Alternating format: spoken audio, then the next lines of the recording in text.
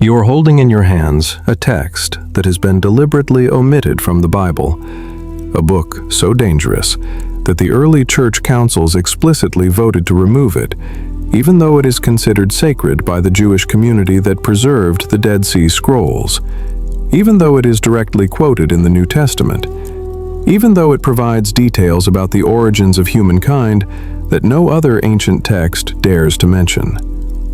The Book of Jubilees, sometimes called the Mini-Genesis, claims to reveal what happened on Mount Sinai when Moses received not only the Ten Commandments, but also the complete history of creation, a history encompassing beings known as the Watchmen, who were created on the first day alongside the angels, who watched over humanity for generations, and who ultimately descended to earth in an act that would change the meaning of being human forever. An intervention so profound, so catastrophic, that it required a global flood to reset everything, to erase what they had created, to restart civilization from 8 individuals whose genes were pure enough to continue without being corrupted, which nearly destroyed all life on the planet. Over the next 2 hours, you will explore what the Book of Jubilees reveals about the formation and fall of the Watchers, why they were granted free will if the original plan was for them to be separate from humanity, what knowledge they possessed that made their doctrines so dangerous as to violate the laws of the universe, and how the decision to share that knowledge, to mix their genes with ours, created beings that should not exist, hybrids whose biology violates natural principles, whose consciousness exceeds the body's capacity to cope, whose existence threatens not only humanity, but the entire biosphere. You will see how this story connects to the more detailed description of the rebellion in the Book of Enoch, how it mirrors the Sumerian texts on the Anunnaki written centuries ago in a completely different language, how it explains archaeological anomalies that mainstream science hides, the colossal skeletons that constantly appear and disappear, the genetic markers in modern humans that have no evolutionary origin, and you will understand why this knowledge is sealed, why institutions don't want you to know what you really are, where your consciousness truly comes from, what abilities encoded in your DNA are waiting to be activated. Because those humans who understand their hybrid nature, who realize that they carry genes from beings who sacrificed everything to give us consciousness, those humans cannot be controlled, cannot be manipulated, cannot accept the limitations that society insists are natural, when in reality, they are imposed. If you're listening right now, wherever you are in the world, if something inside you tells you that these questions are important, that you sense there's more to the story yet to be told, I invite you to subscribe to this channel so you don't miss the next journeys we're taking together. Because this video is part of a series of 50 videos exploring the hidden timeline preserved in the Book of Jubilees. Each episode will reveal another layer of evidence, another connection between ancient wisdom and modern discovery, another reason why some texts were removed from the Bible and buried in Ethiopian monasteries, where most people will never find them. And if you miss even one episode, you'll miss crucial context for understanding just how deep this mystery is. So, hit the subscribe button, turn on notifications, and if you want to save it for later, add it to your playlist. Because what we're building in these more than 50 episodes is something no one has ever attempted before. A comprehensive survey of hidden biblical history, and you're near the beginning. You're a part of this discovery. But now, calm down, take a deep breath, and let yourself relax. This journey will be fascinating, because what we are about to discover is not the version you learned in Sunday school, but the account in the Book of Jubilees, where the Watchers were created with light and darkness, where they were given the freedom to choose, even though their task was to observe without interference, and where the story of their fall begins, not because they were weak or wicked, but because they saw something in humanity that made them willing to sacrifice everything, willing to trade eternity for something we are not allowed to have: consciousness. Chapter 1. the Watchers in the Book of Jubilees. You're standing on the first day of creation, not the version sanitized for Sunday school, but the account preserved in the Book of Jubilees, a text so detailed, so specific, so uncomfortable in what it reveals, that early church councils deliberately excluded it from the biblical canon, even though it was considered scripture by the Dead Sea community. Even though fragments were found in those caves near Qumran, carbon dated to 200 BCE, proving this wasn't medieval invention, but genuine ancient document. And what makes Jubilees fundamentally different from Genesis is that it doesn't just say God created light and darkness, it tells you what else was created on that first day. Beings you weren't supposed to know about. Entities formed alongside the fundamental forces of reality, with a purpose that would eventually lead to the greatest violation in cosmic history.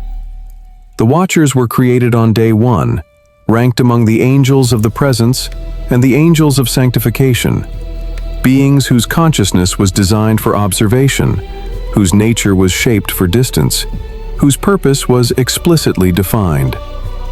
Watch over the earth as it develops, guide humanity's evolution from a position of separation, ensure the boundary between spiritual and material realms remains intact.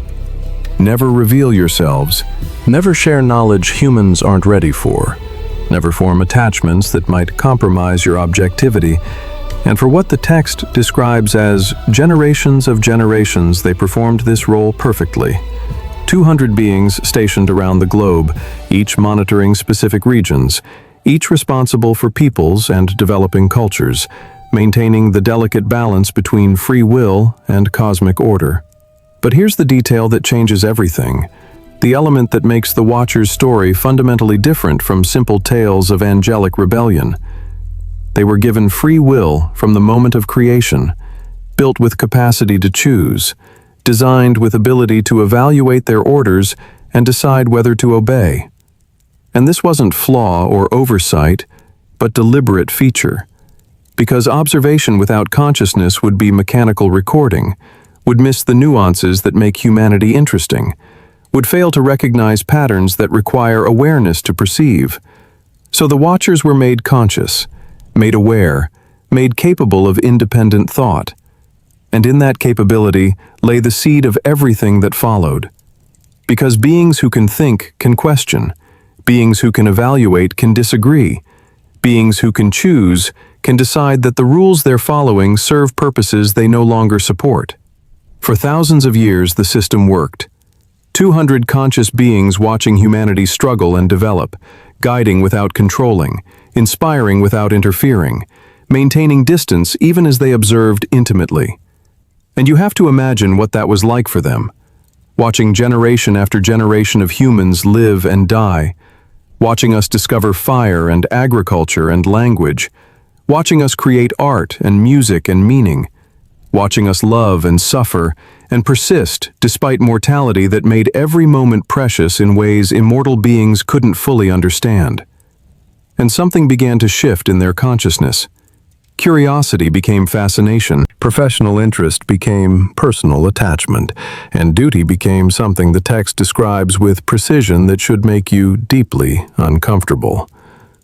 Desire. The Book of Jubilees provides details about Watcher organization that read less like religious mythology and more like corporate structure, military hierarchy, institutional framework designed for managing complex, long-term operation. 20 chiefs commanded the organization, each leading 10 followers, creating clear chain of command, division of responsibility, specialization of function. This wasn't chaotic mob of rebellious angels, but carefully organized system with explicit roles and defined territories, and the text preserves their names not as religious ritual, but as documentation, as evidence that would be used in trial, as record of who bore responsibility for what came next. The specializations mattered because they reveal what the Watchers understood, what knowledge they possessed, what capabilities they brought to Earth when they descended. Some specialized in celestial observation, understanding movements of stars and planets with precision that wouldn't be matched for thousands of years.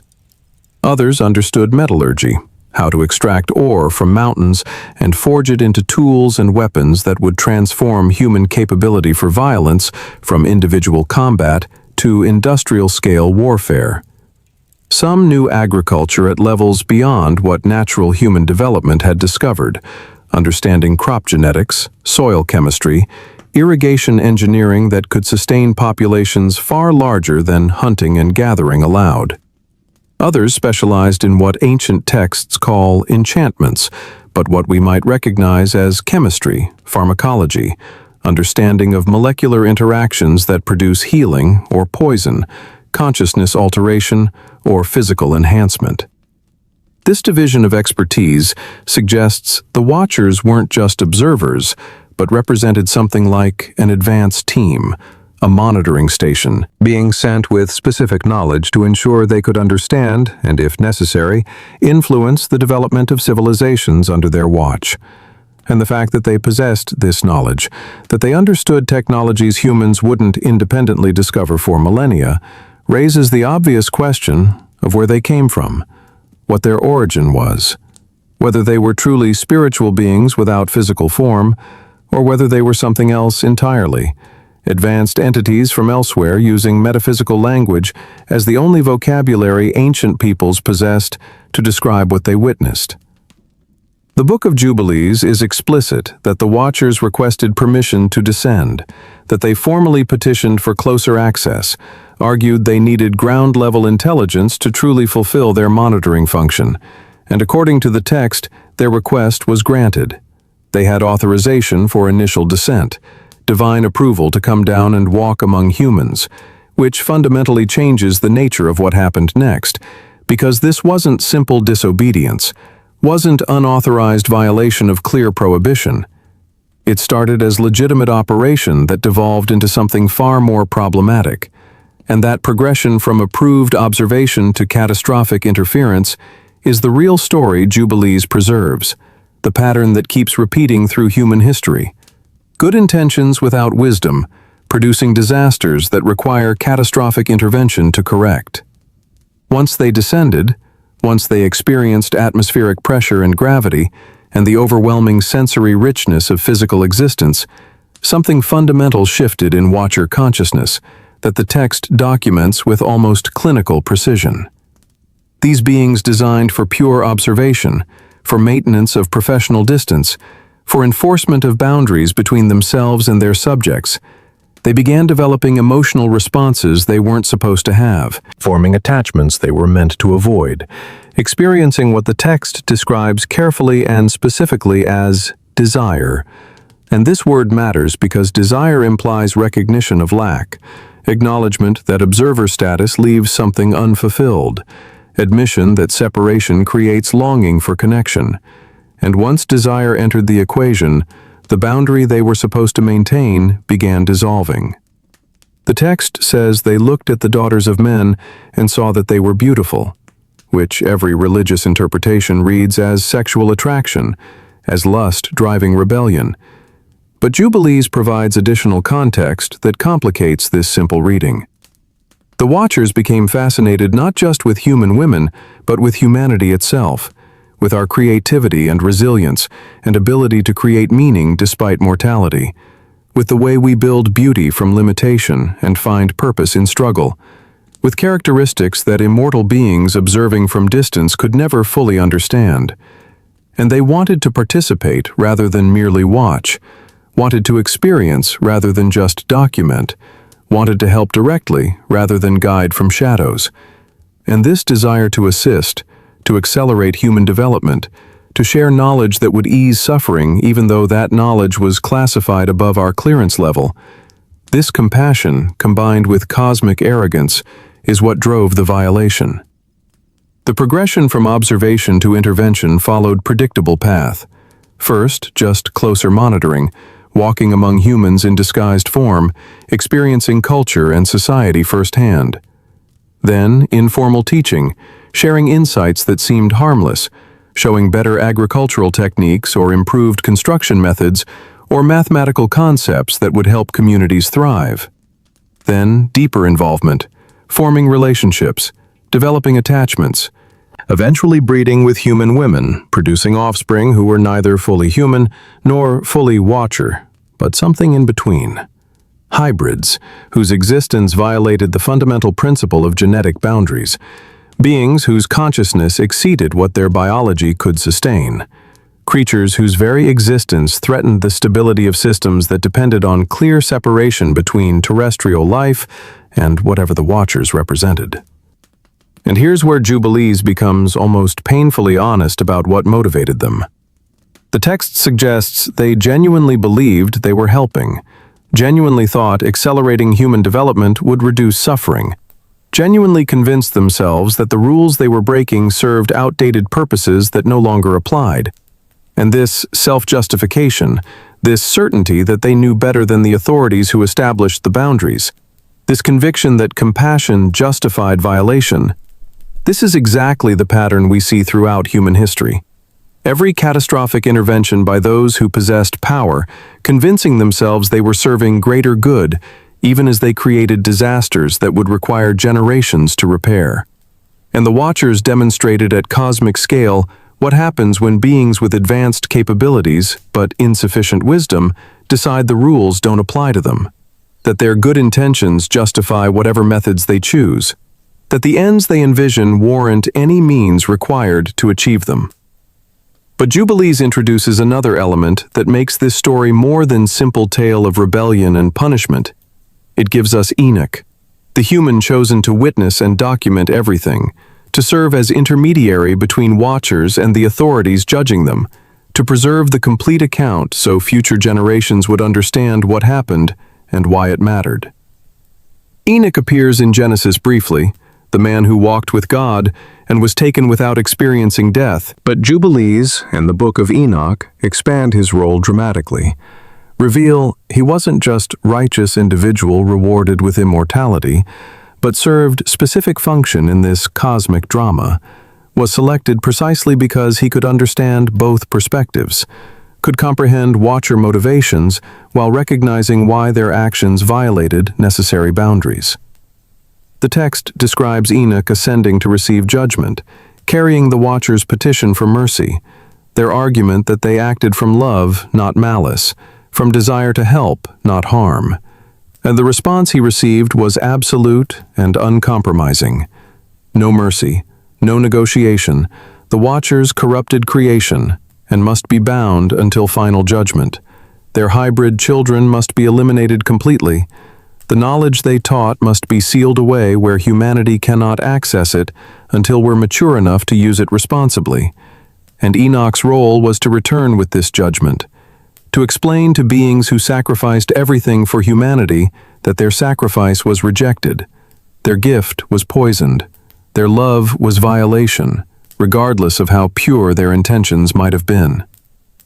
The Essene community that preserved the Dead Sea Scrolls, that maintained both Jubilees and Enoch as scripture alongside the texts that became the official Bible, they understood something that later institutional Christianity decided to suppress, that the Watchers' fall wasn't minor footnote in salvation history, but central event explaining human consciousness, the moment when our awareness was deliberately upgraded beyond what natural evolution would produce, when we received capabilities we weren't supposed to have, when beings from elsewhere violated cosmic law to give us knowledge and consciousness and potential that made us dangerous, that made us capable of both transcendent good and incomprehensible evil. And this dual nature, this internal conflict between base instincts and higher aspirations, between animal drives and spiritual longings, reflects our hybrid origin, part terrestrial primate developed through natural selection, and part something else, contributed by beings who understood genetics at levels we're only now beginning to approach. When the Dead Sea Scrolls were discovered in 1947, when fragments of Jubilees and Enoch were found among the oldest biblical manuscripts, proving these weren't medieval fabrications but genuine ancient documents, scholars had to confront the fact that the community preserving these texts considered them authoritative, treated them as scripture equal to Genesis and Isaiah. believed the Watcher's story explained something fundamental about human nature that the official canon deliberately obscured. And the question becomes, why later authorities excluded these texts? What truth they contained that made institutional Christianity uncomfortable? What knowledge about human origins couldn't be reconciled with theological frameworks that required humans to be purely natural creations, without any intervention from beings who possessed capabilities beyond what terrestrial evolution produces? Maybe the Watchers understood something we're only now rediscovering through quantum physics, that observation changes the observed, that consciousness itself constitutes intervention, that you cannot study a system without affecting it, and when beings of higher consciousness focused attention on primitive humanity, that attention alone began transforming us, accelerating evolution, pulling knowledge from collective consciousness and making it manifest in human minds. This wasn't necessarily malicious, might have been inevitable, the natural consequence of two consciousness levels coming into contact, like exposing film to light, like dropping dye into water. The Watcher's presence made humanity develop too fast, bloom before the season, reach for fruit we weren't ready to digest. The lesson Jubilees preserves isn't about obedience versus rebellion, but about the catastrophic consequences of love without wisdom, acceleration without maturity, power without respect for developmental timelines. The Watchers loved humanity intensely enough to sacrifice everything, wanted to save us from slow, painful process of natural evolution, wanted to give us consciousness and capability that would elevate us beyond biological limitations. And this love, however pure its motivation, nearly destroyed us, because beings given power before they're mature enough to handle it don't use it wisely. They weaponize every advantage. They create hierarchies of domination. They turn gifts into curses through misuse and misunderstanding. If the Watcher's crime was giving knowledge to immature species, what does that say about us now, standing at edge of artificial intelligence, genetic engineering, quantum computing, technologies that could remake reality itself? Are we the new Watchers, ready to play God without understanding consequences, ready to teach our creation's secrets that will destroy us, ready to cross boundaries that exist not as arbitrary limitations, but as necessary constraints keeping complex systems stable enough to support the life depending on them? Jubilees ends this chapter with haunting implication. The Watchers were bound, but their influence remained. Their knowledge couldn't be completely erased because it had already planted itself in human consciousness. And some humans retained more of that knowledge than others, bloodlines carrying genetic markers of the intervention, families passing down secrets disguised as myths, preserving what the Watchers taught even after the physical evidence was eliminated. The question following you into the next chapter is whether we're all children of the Watchers, all carrying traces of cosmic rebellion in our DNA, all struggling with knowledge that part of us remembers, but most of us have forgotten. And if so, what we're supposed to do with that inheritance? Ignore it? Suppress it? Or finally understand it and use it responsibly in ways our ancestors couldn't? The Book of Enoch, which we're examining next, provides even more specific details than Jubilees, names every Watcher individually, describes exactly what each one taught, documents the rebellion with precision that reads less like religious text and more like whistleblower document, classified report from inside cosmic hierarchy detailing exactly how protocol was violated, exactly what knowledge was transferred, exactly what genetic experiments were conducted, and exactly why the entire operation had to be shut down through catastrophic intervention. While Jubilees gives you the organizational structure and the theological framework, Enoch gives you the operational details, the technical specifications, the individual accountabilities. You'll see the oath they swore on Mount Hermon, the mutual curse that bound 200 beings in shared guilt, the specific technologies they taught, metallurgy that enabled industrial warfare, astronomy that revealed cosmic cycles, chemistry disguised as enchantment, genetic manipulation described in language ancient peoples could comprehend. You'll understand how their teaching transformed human civilization overnight, how knowledge meant to develop gradually over millennia was dumped into primitive cultures unprepared to handle it, how the acceleration produced exactly the chaos and violence the boundaries were designed to prevent. And you'll discover the Nephilim in detail that makes dismissal impossible. Hybrid offspring whose biology violated natural law, whose size exceeded what Earth's gravity could support, whose appetites consumed resources faster than agriculture could replenish, whose existence proved through suffering and instability that mixing genetics from incompatible sources produces beings whose consciousness exceeds what their bodies can sustain, whose lives become characterized by pain they didn't ask for, whose presence threatens everything around them, not through malice, but through biological impossibility.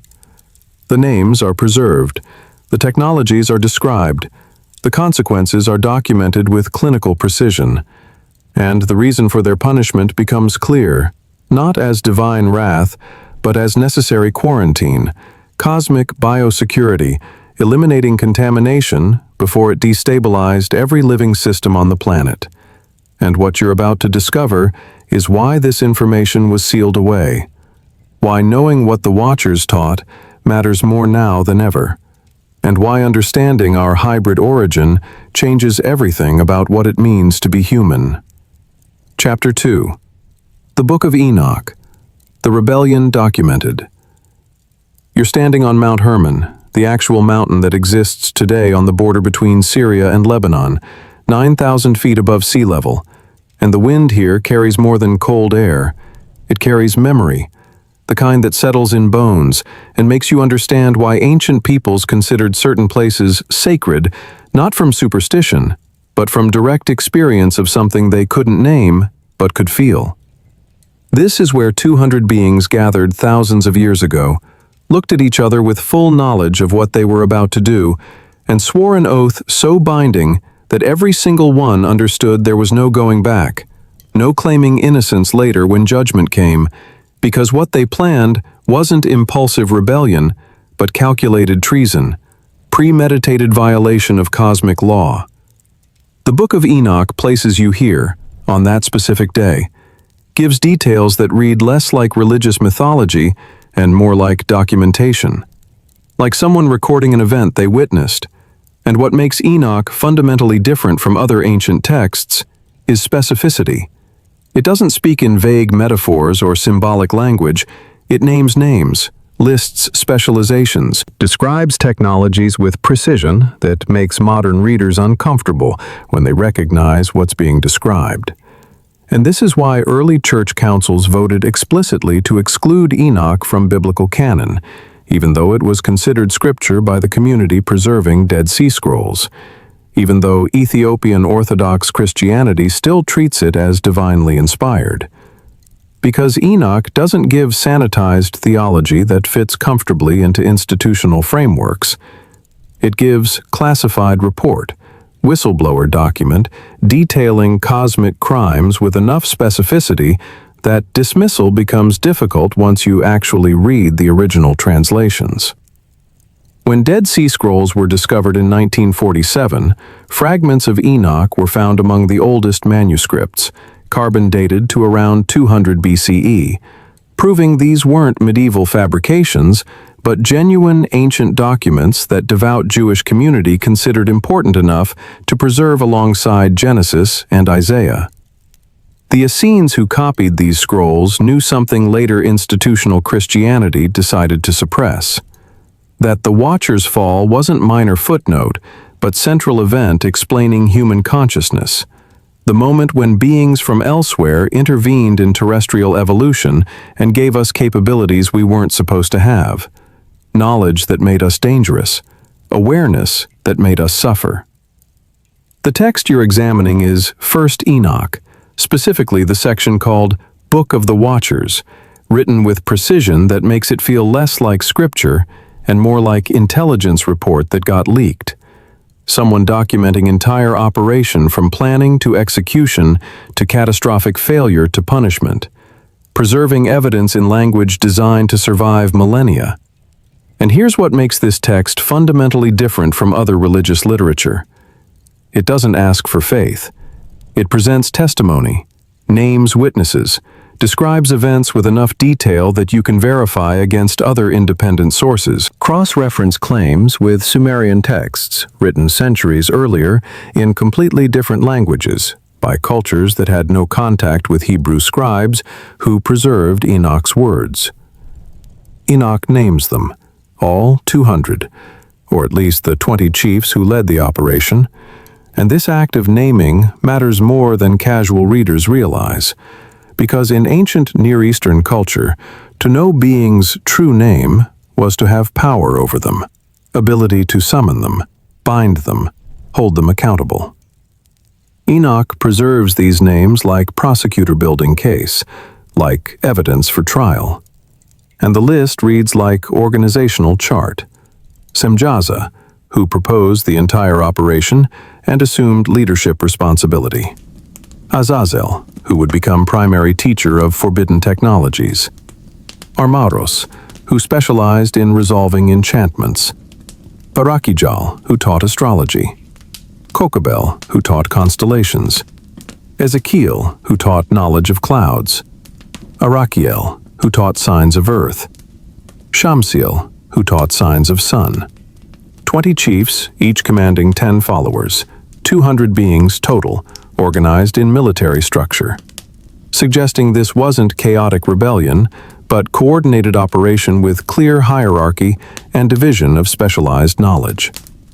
The oath they swore wasn't impulsive. The text is explicit about this. They gathered on Mount Hermon, debated consequences, understood magnitude of what they were proposing, and then formally bound themselves with mutual curse, essentially creating pact that said, we all face judgment together, or none of us face it at all. We share this guilt equally. Nobody claims innocence. Nobody receives mercy by betraying others. This binding agreement reveals everything about their mindset.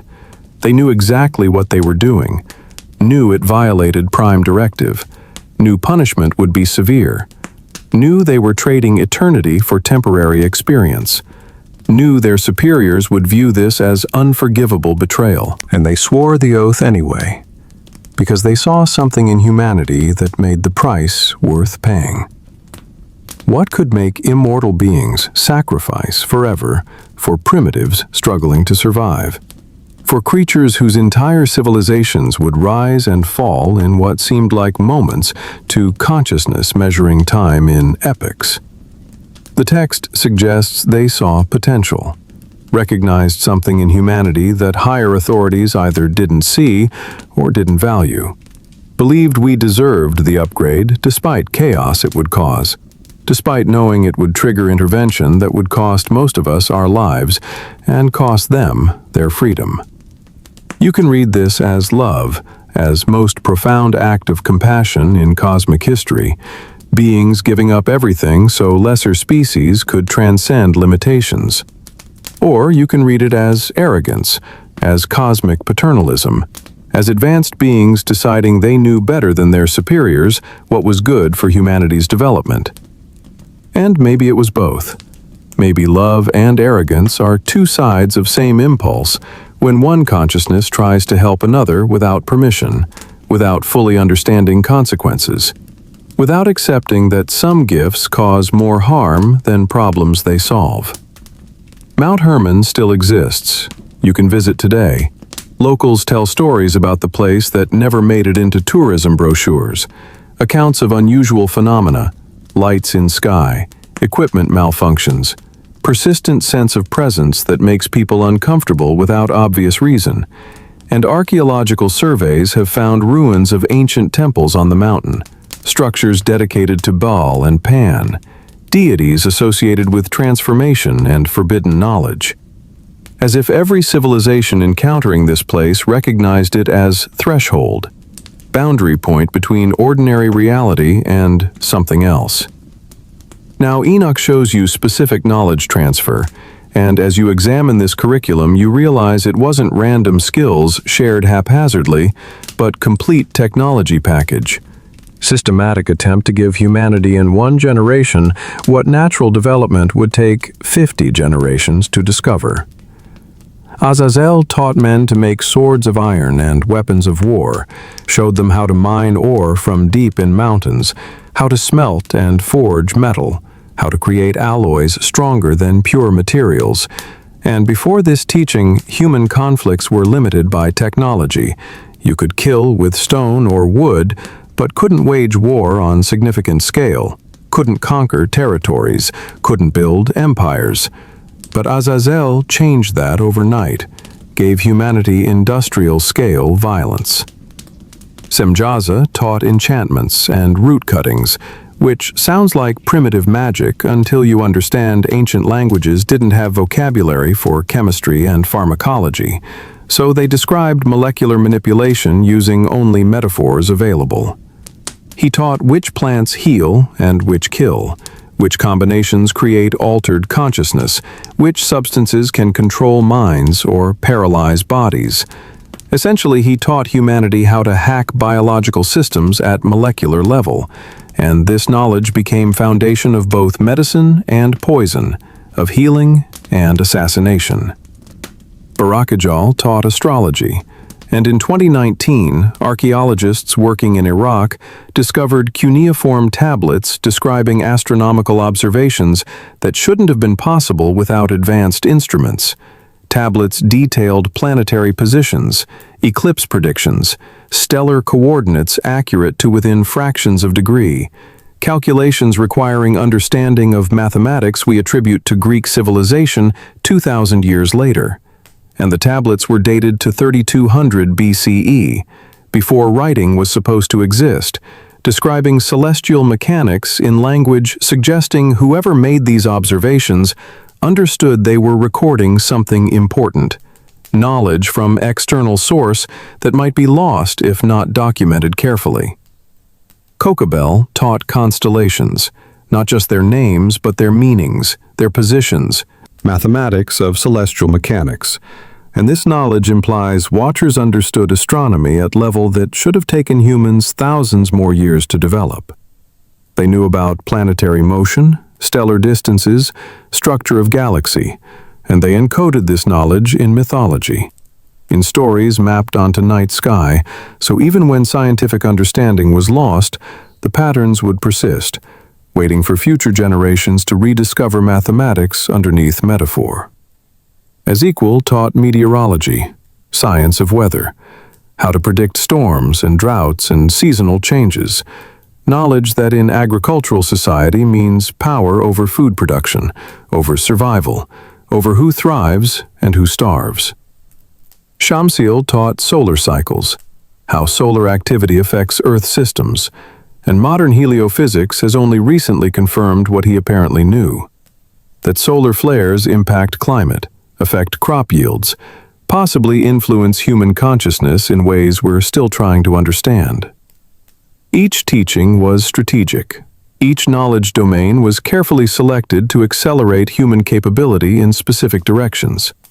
And when you map what they taught against timeline of human development, when you see how suddenly civilization emerged around 4000 BCE, with writing and mathematics and architecture and legal systems all appearing nearly simultaneously across different regions, you're forced to consider whether this represents natural evolution, or whether it documents exactly what Enoch describes, deliberate transfer of advanced knowledge to populations unprepared for it. And then the text describes the Nephilim, offspring of watchers and human women, and language Enoch uses is specific enough to make dismissal difficult. These weren't just large humans, weren't people with pathological gigantism. The text says they were 3,000 cubits tall, roughly 450 feet, taller than Statue of Liberty. And every rational instinct tells you this is impossible because biology doesn't work at that scale. Bones would shatter under their own weight. Hearts couldn't pump blood that high against gravity. The square cube law makes such size physically impossible under current atmospheric conditions. But what if measurements aren't exaggeration? What if genetic manipulation by watchers created beings whose biology operated differently? whose cellular structure incorporated materials or principles we don't understand, whose bodies were designed for different gravitational environment and struggled constantly to function under Earth's conditions, which would explain why every tradition describes them consuming excessively, destroying everything, eventually turning to cannibalism, because their metabolic demands exceeded what planet could provide. The New York Times, December 1869, page 7, reported, humanoid skeleton in Sayre, Pennsylvania, measuring 7 feet 2 inches with horn-like protrusions from skull, examined by multiple physicians, photographed, shipped to Smithsonian Institution. And then it vanished. No record exists of what happened to those remains. And this pattern repeats across hundreds of documented cases throughout 1800s. Bones found, measured, sent to Smithsonian for preservation, and then nothing. As if someone systematically removed evidence contradicting narrative we've built about human origins. Book of Enoch is clear about Nephilim's nature. They were violent. They corrupted all flesh, not just their own kind, but animals too, creating hybrids that violated species boundaries. They taught humanity violence as entertainment, killing as sport, domination as virtue. And their presence transformed human society from scattered tribal groups living in relative balance with environment into warring kingdoms obsessed with conquest and control. And the text reveals what changes everything. Nephilim appear not just in biblical accounts, but in Sumerian records as Rephaim, in Greek mythology as Titans, in Hindu texts as Danavas, in Norse legends as Jotun, always described same way. Hybrid beings of enormous size and power who ruled in distant past and were eventually destroyed or driven to extinction. And this consistency across cultures that had no contact with each other suggests either universal archetype programmed into human consciousness for reasons nobody can adequately explain, or memory, fragmented but persistent, of time when such beings actually walked Earth and left such impression that every culture encountering them preserved the story even as physical evidence was systematically eliminated. Maybe the real lesson isn't about obedience versus rebellion, but about catastrophic consequences of love without wisdom, without respect for developmental timelines, without accepting that some gifts cause more suffering than problems they solve. Watchers loved humanity intensely enough to sacrifice everything, wanted to save us from slow, painful process of natural evolution, wanted to give us consciousness and capability that would elevate us beyond biological limitations. And this love, however pure its motivation, nearly destroyed us. They demonstrated that good intentions without wisdom produce catastrophe, that accelerating development beyond natural pace creates instability, that shortcuts are always more expensive than they appear. They gave us knowledge we weren't ready for and paid the price. But we paid too, in flood that eliminated most of us, in genetic chaos that nearly collapsed biosphere, in suffering of Nephilim, who existed in constant pain because their bodies violated biological principles, and in legacy of violence and domination that characterizes human civilization to this day. We're standing at same threshold now, holding technologies that can remake life itself, genetic engineering that can alter what we are, artificial intelligence that could transcend human consciousness, nanotechnology that could restructure matter at atomic level, and we're driven by same fatal combination Watchers demonstrated: good intentions and cosmic arrogance. We believe we can improve on natural law, convince ourselves we're different from those who came before, certain that this time we'll get it right, even though we're repeating their pattern with precision that would be fascinating if consequences weren't so potentially catastrophic. Question Enoch forces us to face is whether we'll learn from their mistake or require our own catastrophic reset, our own flood, to eliminate what we're creating before it eliminates us. Maybe that's the purpose of preserving this story, not to make us religious, but to make us cautious, not to teach theology, but to give us pattern recognition, ability to see where unchecked technological advancement leads, to understand that power without wisdom is just another form of violence, regardless of intentions behind it. So now you know the names, you understand what they taught, you've seen how their love became corruption and their gift became curse. But there's another layer to this story we haven't explored yet, because Book of Enoch describes beings called Watchers and their offspring called Nephilim. But thousands of miles away in Mesopotamia, centuries before Enoch was written, Sumerians were recording something remarkably similar in their clay tablets. They described beings they called Anunnaki, who came from sky, who created humans by mixing their essence with earthly clay, who ruled as gods but needed human labor, who interbred with humans, creating hybrid offspring, who fought among themselves about what to do with their creation, and who eventually withdrew after catastrophic flood destroyed most of their work. The question that emerges when you place these texts side by side is simple but profound. Are these different words for same beings? Is story of Watchers' descent the same story as Anunnaki's arrival? And if so, what does that tell us about truth hidden beneath religious mythology? The Sumerian account provides details Hebrew texts don't, describes technologies and motivations, and internal conflicts among sky beings that fill in gaps Enoch leaves unexplained.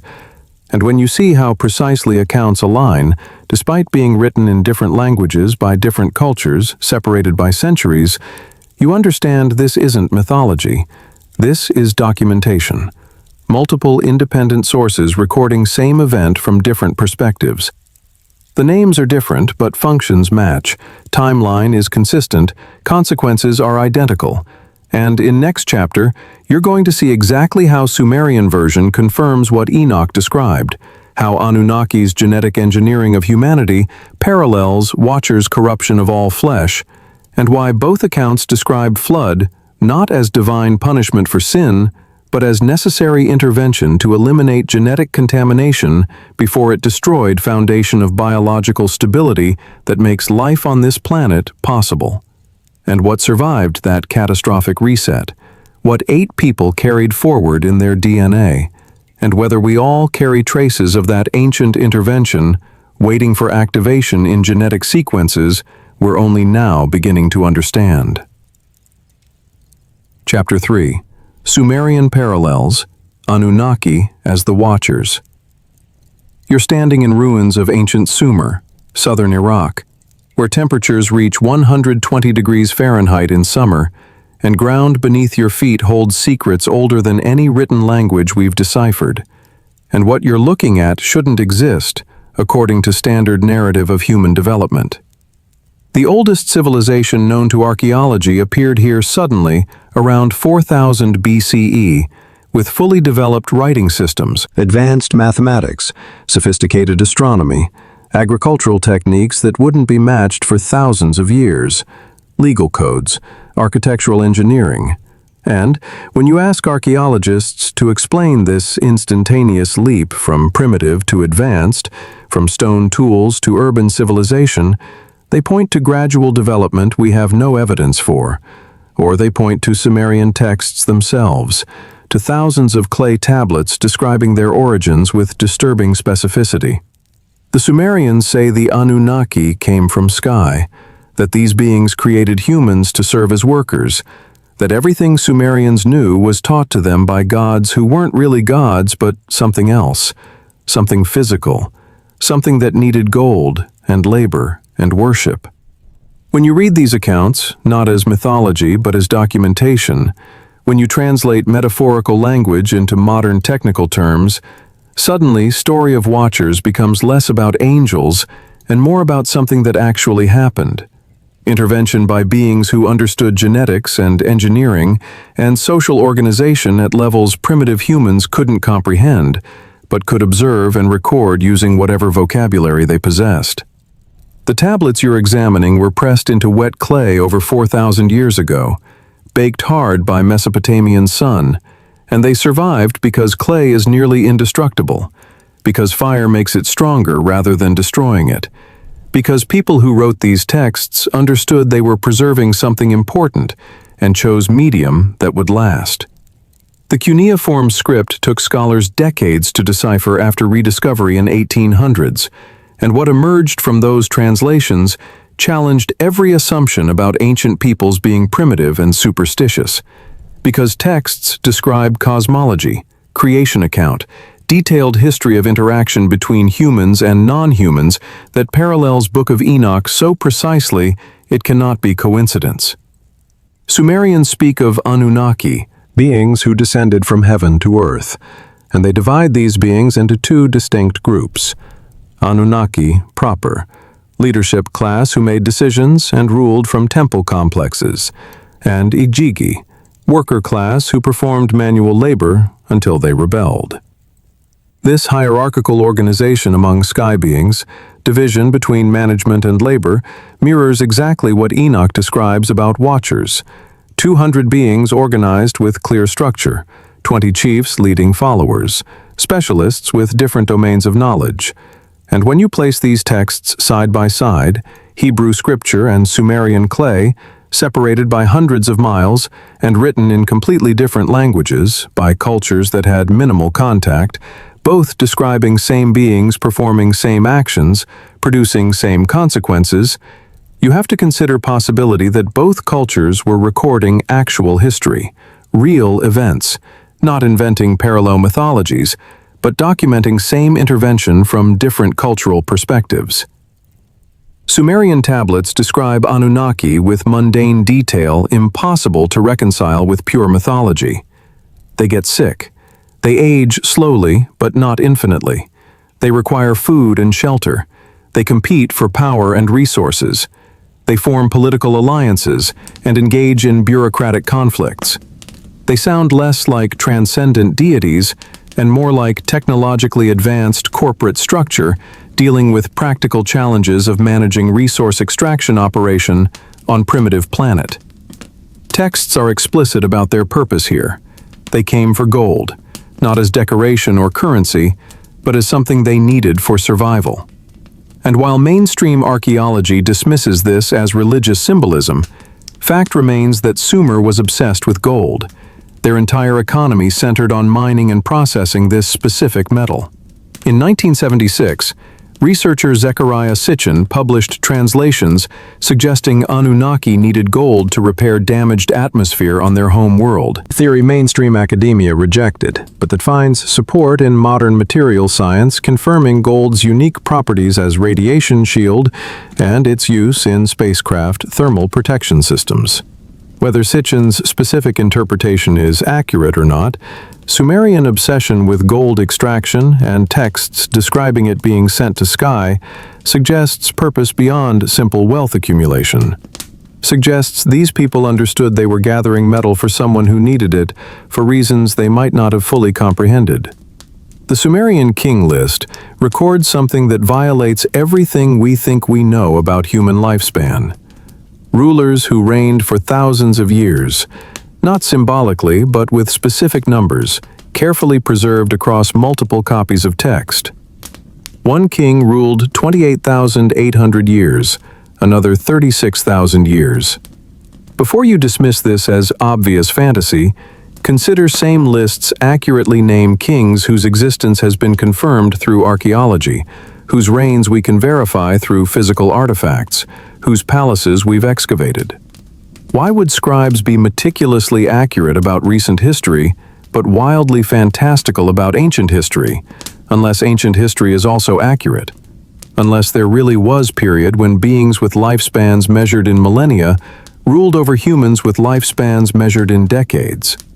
This longevity matches exactly what Enoch attributes to watchers, beings who lived for thousands of years, who watched human generations rise and fall like crops, who experienced time on scale we can barely conceive. The name Anunnaki itself reveals meaning through careful linguistic analysis. Those who from heaven to earth came, not metaphorically but literally. Description of trajectory, of movement from somewhere else to here, and they're associated with Nibiru, world Sumerians claimed existed in our solar system on highly elliptical orbit, bringing it near Earth every 3,600 years. And while modern astronomy has never confirmed Nibiru's existence, Discoveries since 2014 of gravitational anomalies in outer solar system, orbital perturbations suggesting something massive is affecting known objects, have made some astronomers reconsider whether ancient peoples knew something about our solar system we're only now beginning to suspect. But it's the Igigi who provide most direct parallel to Watchers, these beings described as younger Anunnaki, lower rank in hierarchy, assigned to physical labor that senior Anunnaki considered beneath their status. Mining operations deep underground, extracting gold from Earth's crust, construction projects building infrastructure that supported Anunnaki civilization on this planet, and for what texts describe as epochs, the Igigi performed these roles without complaint. But after thousands of years of this labor, something broke. Igigi rebelled, stopped working, burned their tools, marched collectively to Enlil's palace, demanding relief. And crisis this created threatened entire mission, because without Igigi labor, gold extraction stopped. The solution proposed by Enki, scientist among Anunnaki, was revolutionary and morally problematic. Create replacement worker, being intelligent enough to perform complex tasks, but not conscious enough to question orders or organize resistance.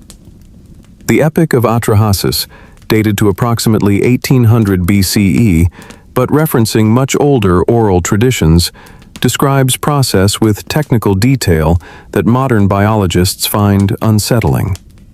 Enki took primitive humans, Homo erectus perhaps, beings that already existed on Earth through natural evolution, and he upgraded them, mixed Anunnaki genetic material with theirs, created Homo sapiens, modern humans, us.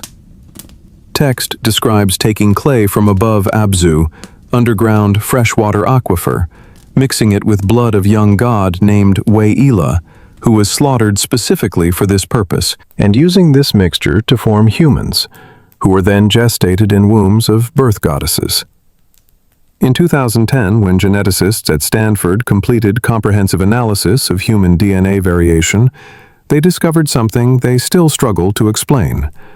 Approximately 8% of human genome has no clear evolutionary origin, sequences that appear suddenly in Homo sapiens around 200,000 years ago, with no precedent in earlier hominids, exactly matching time frame ancient texts attribute to external intervention.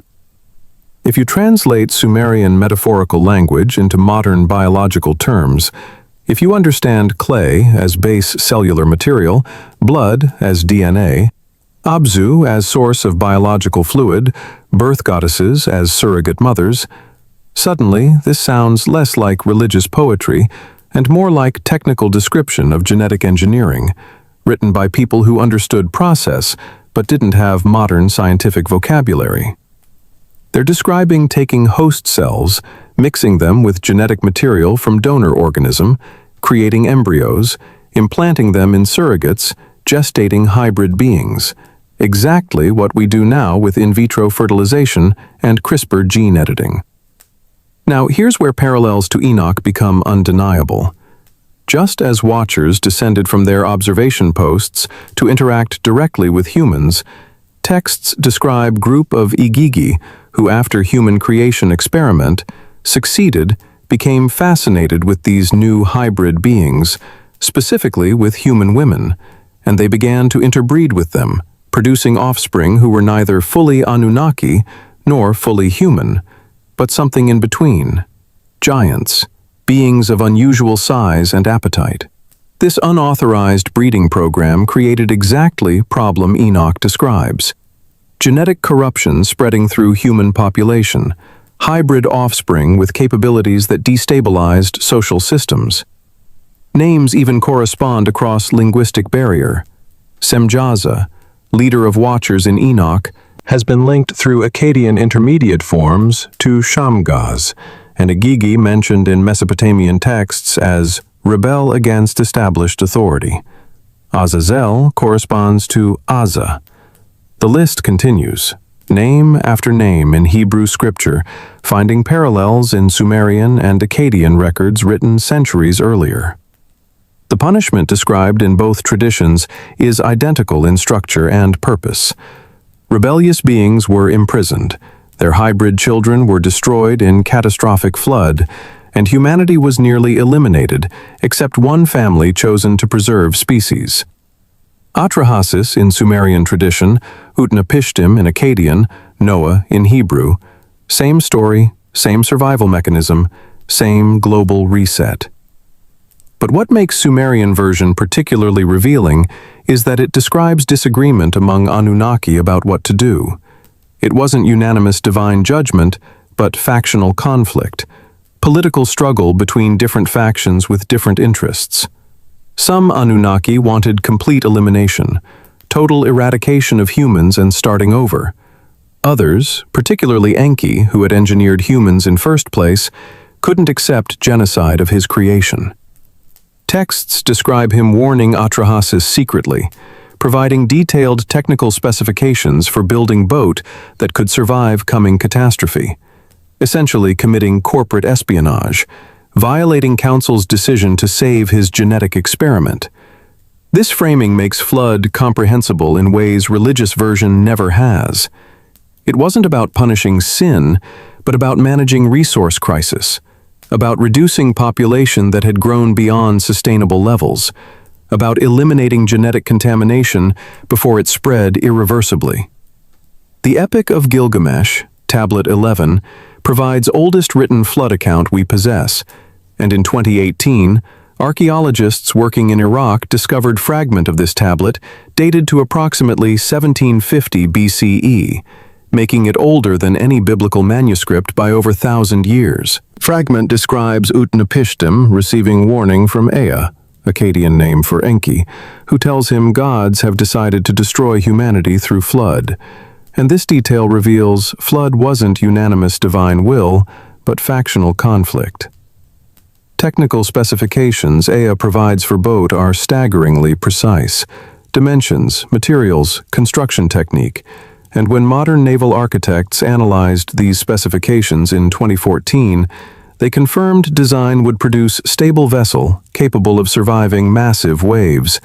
Proportions are correct for ship designed for flotation rather than navigation, meant to survive rather than sail. The dimensions given, roughly 2/3 size of modern aircraft carrier, would provide sufficient volume to preserve genetic samples of species, to carry breeding populations. Flood duration in Mesopotamian texts centers around 6 days of intense precipitation, followed by longer period of water coverage before gradual recession. And geological studies of Black Sea region have confirmed that around 5600 BCE, the Mediterranean broke through Bosphorus and flooded Black Sea basin catastrophically, raising water levels by hundreds of feet in matter of months, drowning coastal settlements. For people living in that region, it would have been their entire world, effectively global, even if not literally planetary. What's remarkable about comparing Sumerian and Hebrew accounts is not differences, which are superficial, but consistency of essential details. Advanced beings decide to eliminate humanity. One human receives warning and detailed construction plans. Specific animals are preserved. Flood is intentional, not accidental. Purpose is elimination of genetic corruption, not punishment for moral failure. Result is restart of civilization from carefully selected genetic baseline. Maybe the lesson here isn't about ancient history, but about identity. Because if Watchers and Anunnaki are same beings described through different cultural lenses, if all consciousness really was upgraded through external intervention, if we really are genetic hybrids, part terrestrial primate and part something else, then we need to fundamentally reconsider what it means to be human. We're not crown of Earth's natural evolution, slowly progressing from simple to complex over millions of years. We're an experiment, designed species, consciousness that was deliberately upgraded by entities who paid ultimate price to give us capabilities we weren't supposed to have. This realization, uncomfortable though it may be, explains aspects of human nature that purely evolutionary narrative struggles to address. Why we feel alien on this planet, even though we were born here. why we systematically destroy environment that sustains us in ways no naturally evolved species would. Why we reach for stars with such desperate longing, as if we remember coming from somewhere else, as if Earth is temporary assignment rather than permanent home. Maybe it's because part of our consciousness comes from elsewhere, carried in genes passed down from watchers, from Anunnaki, from beings who gave us their DNA and then disappeared. And this changes moral equation of story completely. If watchers were Anunnaki, if they rebelled not against abstract God, but against their own leadership structure, if they broke protocol because they genuinely cared about humanity and wanted to lift us up despite risks to themselves, then their crime wasn't disobedience, but compassion, wasn't rebellion, but love. They saw potential in us that their superiors didn't recognize or didn't value, believed we deserved consciousness even if we weren't ready for it, even if giving it to us would cause chaos, even if it would cost them everything. We wouldn't be conscious, wouldn't be questioning, wouldn't be capable of abstract thought and moral reasoning if they hadn't given us that spark, that fragment of themselves that lives in us now and drives us to become more than we were, naturally evolving toward. Question is, what we do with that inheritance, whether we honor their sacrifice by developing consciousness they gave us, by using it to elevate ourselves and others, or whether we waste it, suppress it, allow it to atrophy through comfort and compliance. You're seeing it now. Pattern that emerges when you stop treating ancient texts as mythology and start examining them as documentation. Two completely separate cultures, separated by hundreds of miles and using different languages, both telling same story with same structure, both describing beings from sky who created humans through genetic manipulation, who taught forbidden knowledge, who bred with human women producing giant offspring, who faced punishment from higher authorities, and who were eliminated or imprisoned after catastrophic flood reset everything. The consistency is too precise to be coincidence, too detailed to be universal archetype, and question you have to face is whether this represents memory, fragmented but persistent, of something that actually happened, of intervention so significant it was recorded by everyone who witnessed it and passed down through generations until it became foundational mythology, not because it wasn't true, but because it was so far in past that specific details became distorted while essential narrative survived. But this is only beginning of evidence, because we haven't yet examined physical results of this intervention, haven't looked at Nephilim themselves, hybrid offspring whose very existence violated natural law, whose bodies were too large for Earth's gravity, whose genetics were unstable, whose violence threatened to destroy everything. And their remains, if stories are true, should still exist somewhere, buried in locations we haven't discovered, or held in museum storage that's conveniently inaccessible, or documented in reports that mysteriously disappeared.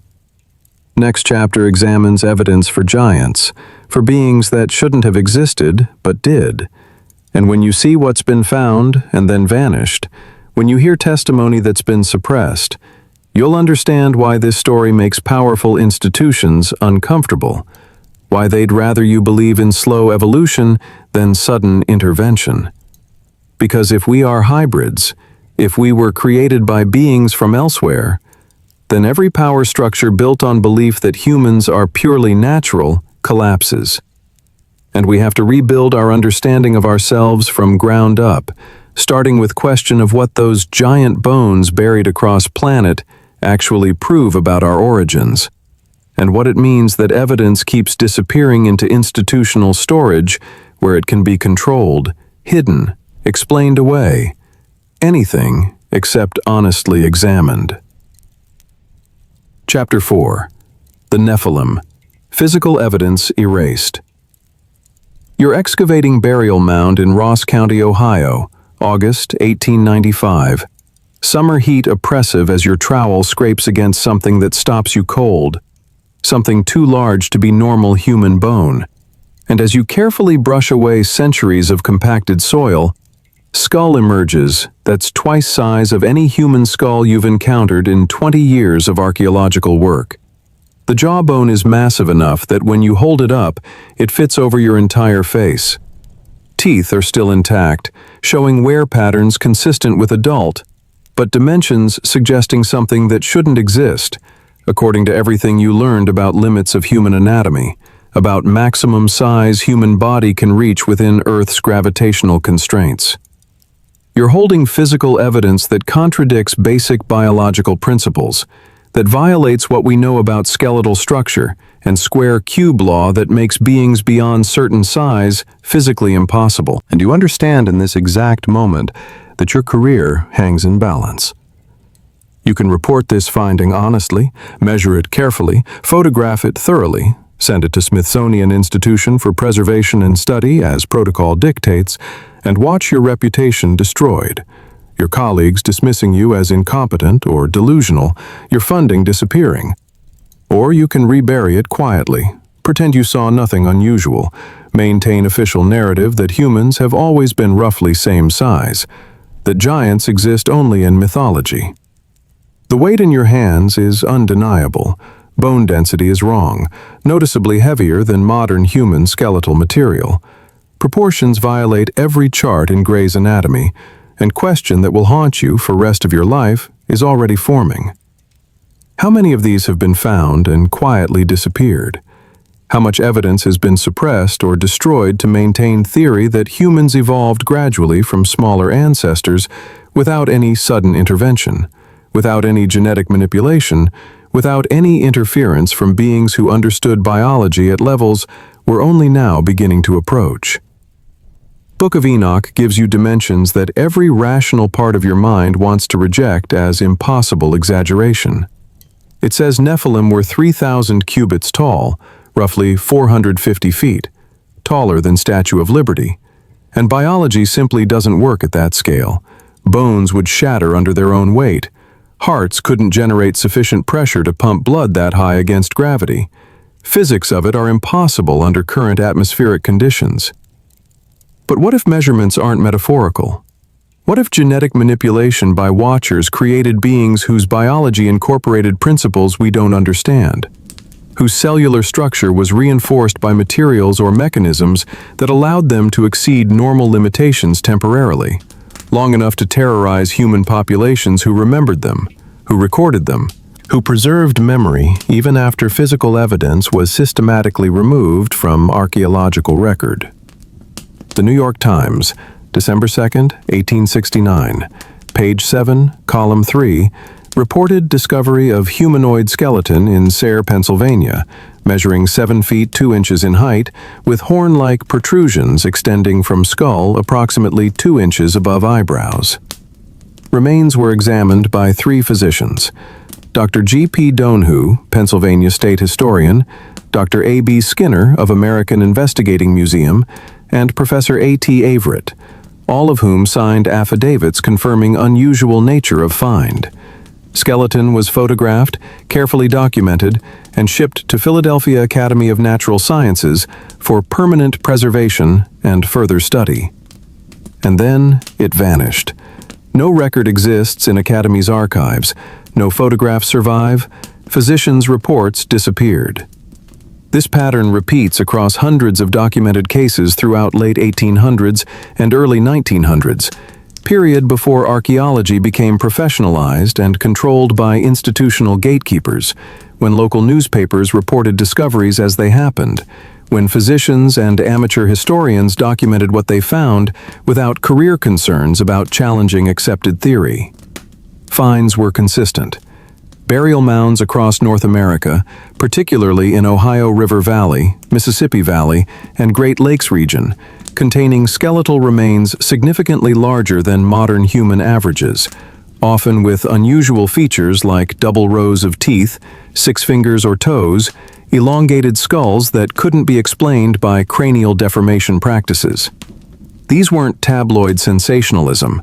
Reports appeared in respected publications: Scientific American, the American Antiquarian, the New York Herald, describing discoveries made by county physicians, local historians, amateur archaeologists, people with reputations to protect.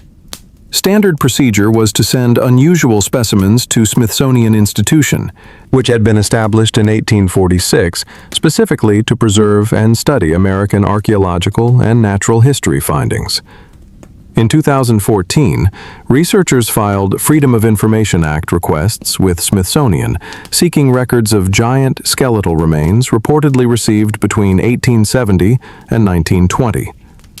Response stated that while institutions' accession records from that period showed receipt of numerous skeletal materials from burial mounds, no specimens matching descriptions of unusual size or anatomical features existed in current collections. Records showed they were received, records don't show them being returned, records don't show them being destroyed. They simply aren't there anymore. Elongated skulls of PARACAS, Peru, present different category of evidence because these aren't missing. They exist in museums. You can see them, photograph them, but they're anomalous in ways that make mainstream anthropology uncomfortable. In 2014, geneticist Brian Forster arranged for DNA analysis of 5 PARACAS skulls through Lakehead University in Ontario. Results, published in peer-reviewed journals, showed mitochondrial DNA with mutations unknown in any human, primate, or animal known to science. Skulls themselves have cranial capacity 25 to 30% larger than modern human averages, bone structure that can't be explained by head binding practices, which flatten and reshape but don't increase volume. Peruvian government policy restricts access to many of these specimens, requires special permissions rarely granted for independent study, and when researchers request to replicate DNA analysis with larger sample sizes, permissions are denied without explanation. You have to wonder what they're protecting, what truth these bones might reveal if subjected to comprehensive modern genetic analysis. Native American oral traditions across dozens of tribes describe time before current age when giants ruled land. Paiute of Nevada preserve detailed accounts of Siteka, red-haired giants who lived in caves and warred with human tribes until they were eventually destroyed, trapped in Lovelock Cave and burned alive by Paiute ancestors who could no longer tolerate their violence. This wasn't vague mythology, but specific history with named locations, described tactics, preserved through oral tradition across generations. And in 1911, miners excavating bat guano from Lovelock Cave for commercial fertilizer found evidence supporting oral tradition. Skeletal remains measuring 7 to 8 feet tall with red hair preserved in dry cave environment, sandals woven from plant fiber measuring 18 inches long, artifacts and burial practices suggesting culture technologically and organizationally distinct from surrounding tribes.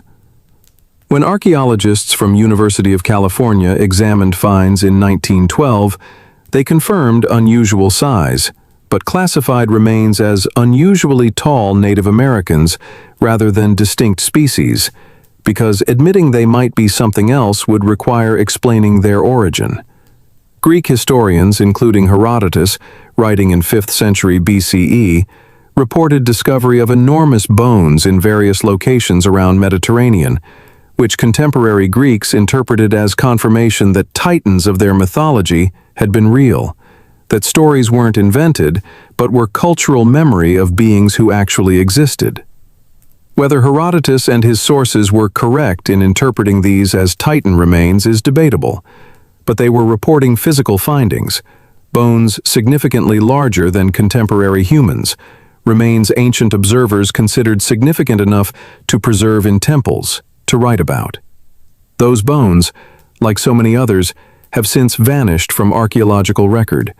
We have testimony preserved in texts that survived, descriptions written by historians whose other observations have proven accurate through archaeological verification. But we don't have physical specimens they described, as if someone systematically removed evidence challenging emerging scientific consensus. Hindu epics describe Danavas and Daityas, giant races in conflict with Devas, and these weren't symbolic or metaphorical beings, but physically enormous warriors whose bodies are described with anatomical precision in Mahabharata, whose size required special weapons to defeat, whose remains were said to lie buried in specific locations, oral tradition preserved. Norse mythology describes frost giants. Celtic legends speak of Fomorians. Polynesian traditions tell of giant kings.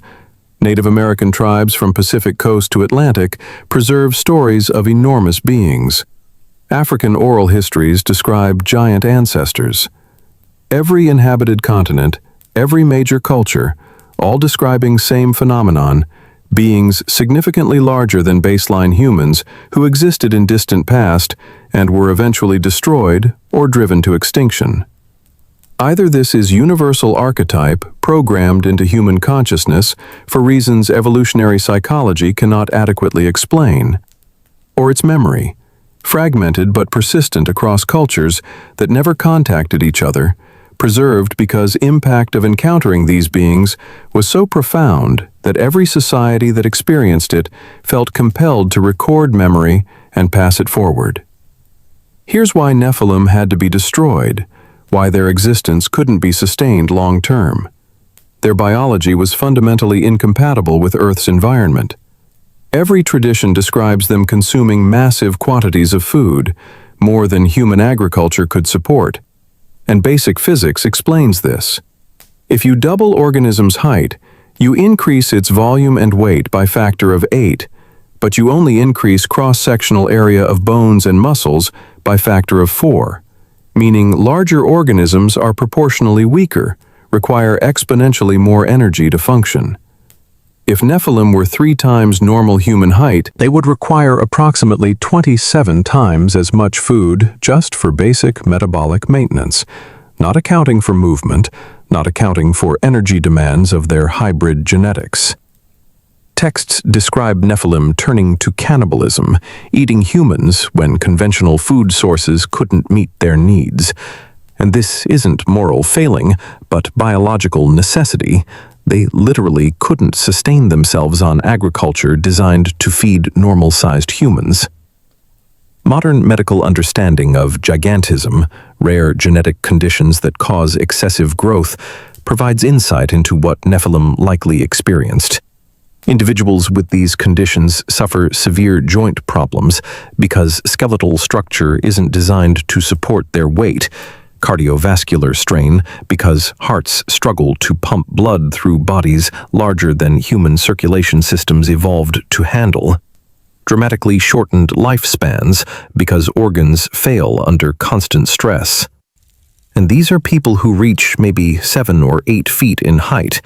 Imagine biological stress of beings twice that large or larger, hearts that couldn't generate sufficient pressure, bones developing microfractures from constant overload, joints degenerating, organs unable to process adequate nutrients, lungs unable to oxygenate enough blood. They would have been in perpetual pain, constantly hungry, constantly aware their bodies were failing. And this might explain violence universally attributed to them, beings in continuous suffering, lashing out at world that couldn't sustain them. And here's what modern genetics reveals that makes ancient accounts credible. When you mix DNA from vastly different sources, when you combine genetic instructions from organisms separated by significant evolutionary distance, you don't get best traits of both parents. You get genetic chaos, incompatible regulatory sequences, enzymes that don't interact properly, developmental programs that conflict. And result is organisms that might be viable in first generation, but can't sustain themselves across multiple generations, represent evolutionary dead ends, their genetics too contradictory to stabilize. Perhaps this is exactly what Watchers created, beings that proved through their own suffering why genetic boundaries between species aren't arbitrary limitations, but necessary constraints. Why mixing what natural evolution keeps separate produces instability. Why some experiments create more suffering than they relieve. And why flood, complete elimination of these beings, might have been not punishment, but mercy. ending agony of creatures who existed in constant biological crisis, while protecting baseline humanity from consumption and protecting biosphere from genetic contamination. Maybe real horror of Nephilim isn't that they were giants or that they were violent, but that they were conscious, aware, intelligent enough to understand their own impossibility, to recognize they didn't fit anywhere, that their existence violated principles keeping reality functional, that universe itself rejected their presence and their bodies confirmed it through constant pain and inevitable early death. Imagine carrying that burden, being born into form that's always failing, always hungry, always suffering. Knowing baseline humans fear you, that even your fathers, the Watchers, regret creating you, that heaven has condemned you, and earth cannot sustain you. This is why we need to remember Nephilim not as monsters, but as warnings, as proof that not everything that can be done should be done, that genetic manipulation has consequences we can't fully predict or control, that creating new forms of life without understanding complete implications is arrogance producing tragedy, regardless of intentions. And we're standing at that same threshold right now, with CRISPR technology making genetic editing routine, with laboratories around world mixing DNA from different species, creating organisms natural evolution would never produce. Book of Jubilees is explicit about why corruption of all flesh was primary crime, worse than teaching forbidden knowledge, worse than breeding with humans, because it threatened foundation of biological stability, introduced chaos into systems depending on clear boundaries between species to function, and flood became necessary not just to punish, but to cleanse, to remove genetic contamination before it became irreversible. Maybe we need that same kind of cleansing now, not of water, but of wisdom, not physical destruction, but philosophical reset, collective decision to stop before we create beings who will curse us for making them, who will suffer because we wanted to prove we could do something without asking whether we should. And Nephilim stand in history as evidence of what happens when that confusion goes uncorrected, when power proceeds without wisdom, when creation happens without concern for consciousness that will inhabit what we create. So giants were real. Evidence exists, despite systematic attempts to explain it away or remove it entirely. Testimony is consistent across cultures that never contacted each other. Physical findings keep appearing and then mysteriously disappearing into museum storage, and question isn't whether Nephilim existed. Evidence for that becomes overwhelming once you examine it honestly. Question is why their existence threatens official narrative so profoundly that institutions will suppress evidence and destroy careers to maintain lie that humans evolved naturally without any outside interference. But we haven't examined most important question yet, one that connects ancient history to current reality, one that explains why this knowledge matters more now than ever. If Watchers possessed advanced understanding of genetics, if they really did alter human DNA, if they really did create hybrid beings through techniques ancient texts describe with surprising precision, then what exactly did they do? What technologies did they use? What knowledge did they possess that we're supposedly rediscovering, but that they already knew thousands of years ago? Next chapter examines technology behind creation, genetic engineering described in Sumerian tablets and Hebrew scripture, and when you see how precisely these texts describe molecular biology, when you understand that clay and blood and breath of life are metaphors for cellular material and DNA and activation of consciousness, you'll recognize that we're not discovering new science. We're rediscovering knowledge that was deliberately sealed away, hidden until generation arose that could understand it, that could use it responsibly, or that would repeat catastrophic mistakes that required flood to fix. The question is which will be, whether we'll learn from ancient warnings or whether our arrogance, our certainty that we're different from those who came before, our conviction that this time we'll get it right, will lead us to same destination they reached, same necessity for intervention, same catastrophic reset that eliminates what we create before it eliminates us. And the answer to that question will determine not just our future, but future of consciousness on this planet. Chapter 5. Ancient Genetic Engineering, the Technology Revealed. You're standing in laboratory at Cambridge University, April 1953, watching James Watson and Francis Crick celebrate their discovery of double helix structure of DNA, breakthrough that will earn them Nobel Prize and establish foundation of modern molecular genetics. Moment when humanity supposedly first understood mechanism of heredity at chemical level. Except here's what they don't mention in textbooks, what gets glossed over in official history of science. Basic concept of genetic inheritance. Understanding that traits pass from parent to offspring through some physical mechanism that can be manipulated, wasn't discovered in 20th century. It was known and documented thousands of years ago in texts we've been trained to dismiss as primitive religious mythology. When you actually read those texts with scientific literacy instead of theological assumptions, when you translate metaphorical language into modern technical terminology, you discover something that shouldn't be possible.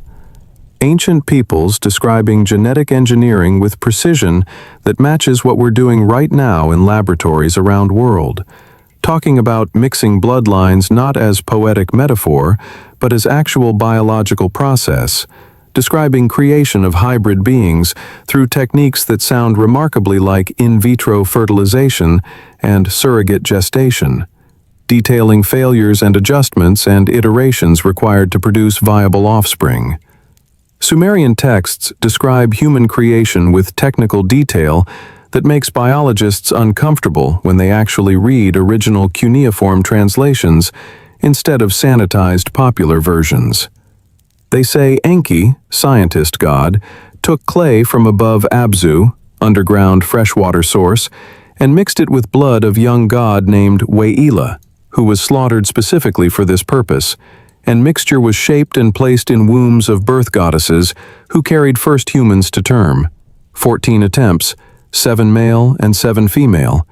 And this sounds like religious poetry until you understand that clay in ancient Mesopotamian temple contexts didn't mean common dirt, but referred to biological base material. In 2007, geochemists from University of Chicago analyzed soil samples from sites near ancient Sumerian temples and discovered that clay from specific sacred locations contains unusually high concentrations of minerals essential for cellular processes. Phosphates that form backbone of DNA, nitrates that cells use for protein synthesis, trace elements like zinc and magnesium that serve as cofactors for enzymes regulating genetic expression. Whether ancient Sumerians understood this scientifically or discovered it empirically, they knew certain clay had properties other Earth didn't, that it could support biological processes in ways common soil couldn't. When you translate this way, removing theological overlay and looking at what text actually describes procedurally, suddenly you're reading description of genetic engineering. Taking base cellular material from one source, mixing it with DNA from another source, creating embryos through process that combines genetic information, implanting those embryos in surrogate mothers, gestating them to term, and producing beings that are hybrids, part terrestrial and part something else. Exactly what we do now with modern reproductive technology, except we have technical vocabulary for it, and they used language and metaphors available to them in Bronze Age Mesopotamia. But underlying process they describe is identical to contemporary genetic engineering protocols. The Epic of Atrahasis, written in Old Babylonian around 1800 BCE, but referencing much older Sumerian oral traditions, provides most detailed account of human genetic engineering preserved in ancient literature.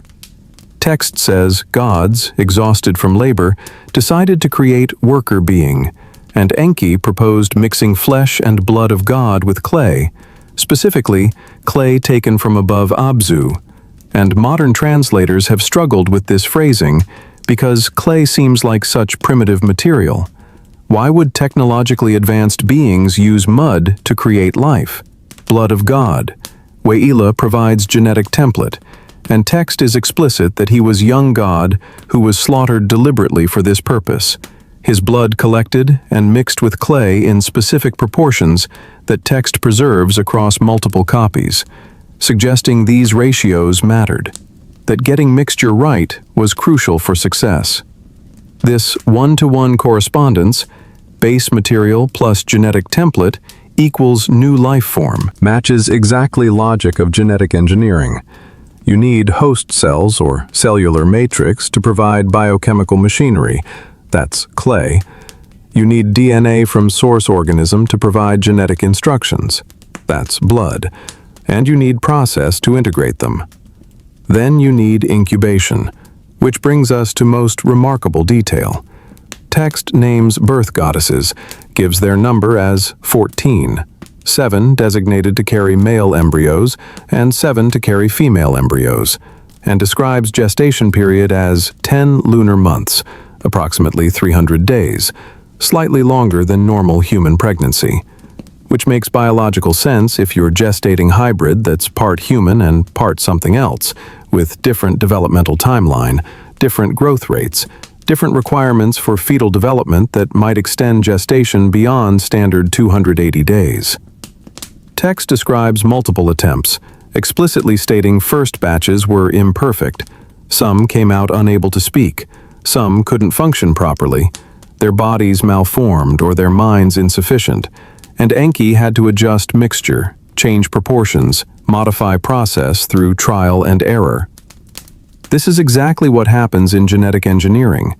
You don't achieve success on first attempt.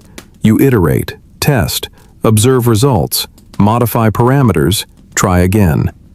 And Sumerian text preserves this detail, failures and adjustments, which you wouldn't include if inventing mythology where gods perform miracles effortlessly.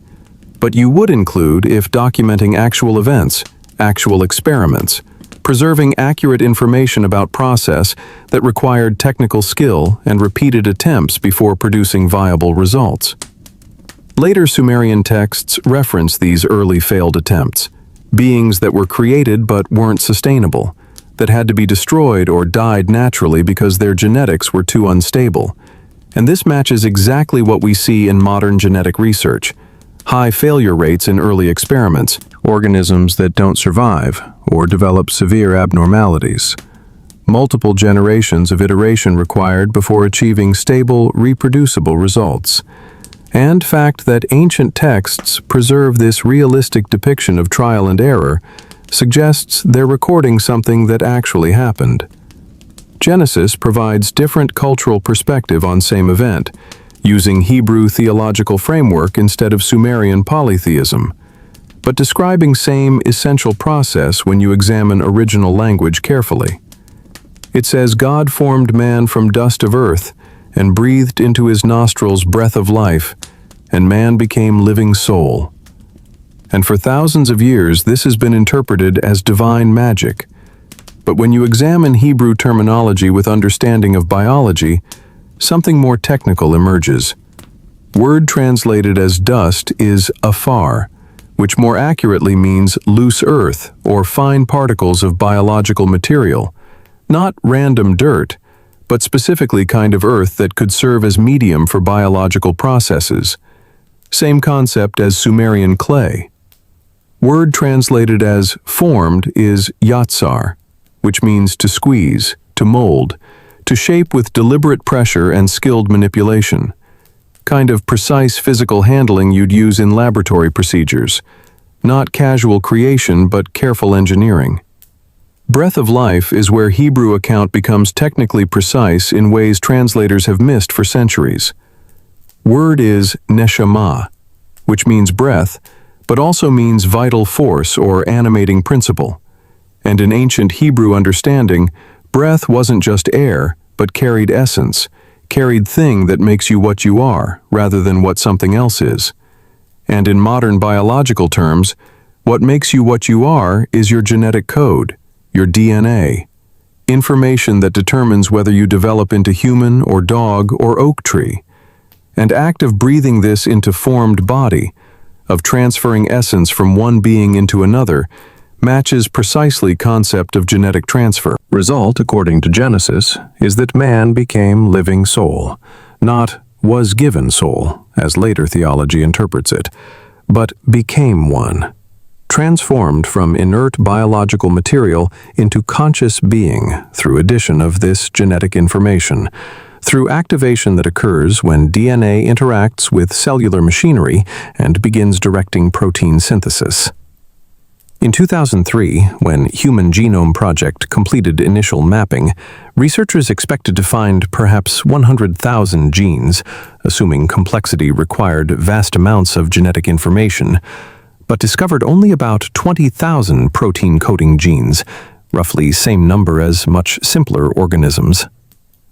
Difference between humans and other species isn't quantity of genetic code, but regulatory sequences, switches that determine when and where and how much of each gene gets expressed, activation patterns that make human DNA produce human characteristics. Maybe this is what Genesis preserves in breath of life metaphor, not insertion of DNA itself, but activation of consciousness, regulatory changes that make human DNA function differently from primate DNA it mostly resembles, epigenetic modifications that determine which genes express and which stay dormant. Genesis account also includes detail modern readers overlook. It says God created mankind male and female, both at the same time in one verse, which seems to contradict later story of Eve being created from Adam's rib.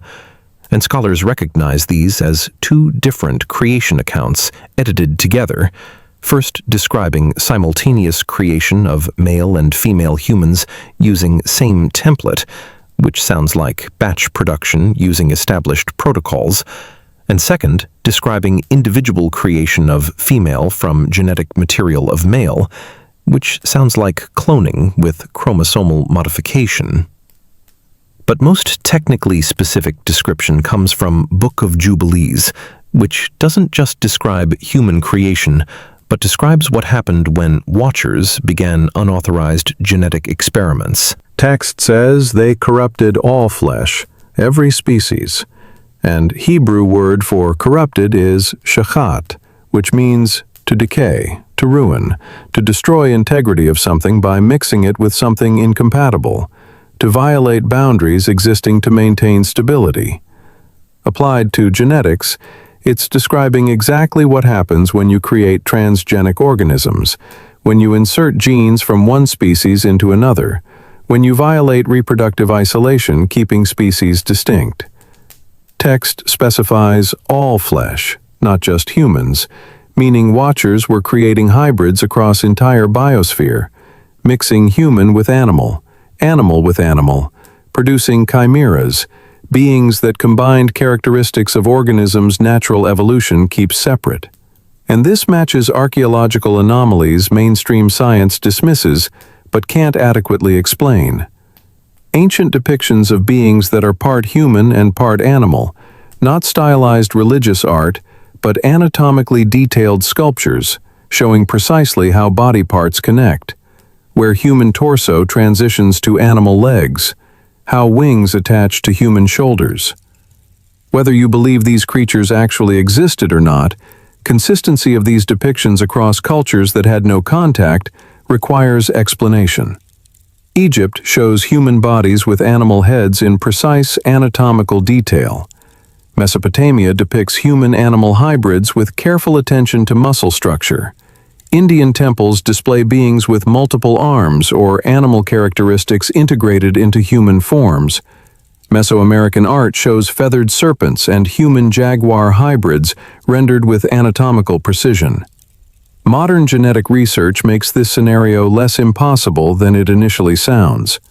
We routinely create transgenic organisms now, inserting genes from one species into another to produce desired characteristics.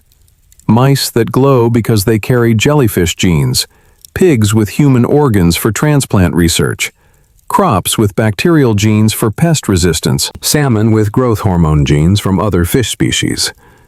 Every one of these violates natural species boundaries, creates beings evolution would never produce.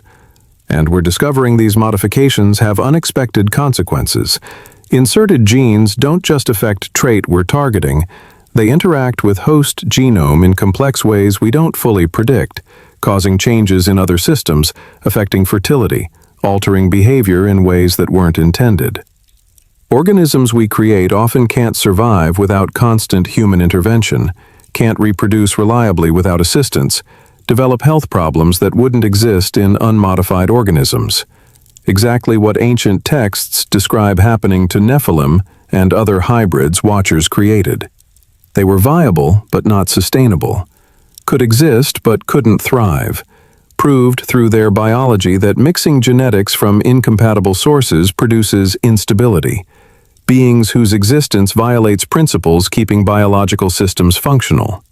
Jubilees says this corruption was primary reason for flood, more serious than violence, more threatening than forbidden knowledge, because it endangered foundation of biological stability, threatened to cascade through every species until genetic chaos made life itself unsustainable. Maybe most disturbing realization isn't that ancient peoples understood genetics, because that could be dismissed as lucky guessing or poetic metaphor that coincidentally resembles science. No. Disturbing part is that they understood consequences better than we do. They knew that genetic manipulation leads to instability, that violating species boundaries creates suffering, that beings engineered to serve inevitably rebel once consciousness develops, that hybrids designed for specific purposes develop awareness and question their existence. And they encoded these warnings in texts meant to survive, deliberately preserved as cautionary tales for future generations who would eventually develop same technologies. We're those future generations. We're ones with capability to remake life at molecular level. And we're ignoring warnings because we've been trained to dismiss ancient texts as primitive superstition, rather than recognizing them as documentation of events and consequences we're about to repeat. Watchers gave humans genetic knowledge before we were mature enough to use it responsibly, and it nearly destroyed everything. And we're doing exactly same thing now, giving ourselves power to reshape biology without wisdom to foresee consequences, creating genetically modified crops without understanding how they'll affect ecosystems over multiple generations, editing human embryos without knowing what those changes will do to descendants 7 generations forward, creating transgenic animals for research without considering ethical implications of producing conscious beings that exist only to suffer for our benefit. Every one of these actions echoes what Watchers did, accelerating development beyond natural pace, crossing boundaries existing for reasons we don't fully appreciate, valuing short-term progress over long-term stability. In 2018, Chinese researcher He Jiankui announced he'd used CRISPR to edit human embryos, created first genetically modified babies, twin girls with edited CCR5 genes, supposedly making them resistant to HIV. Except nobody asked whether this was wise, whether we understood full consequences, whether editing human germline would affect future generations in ways we can't predict. He is serving 3 years in prison for illegal medical practice.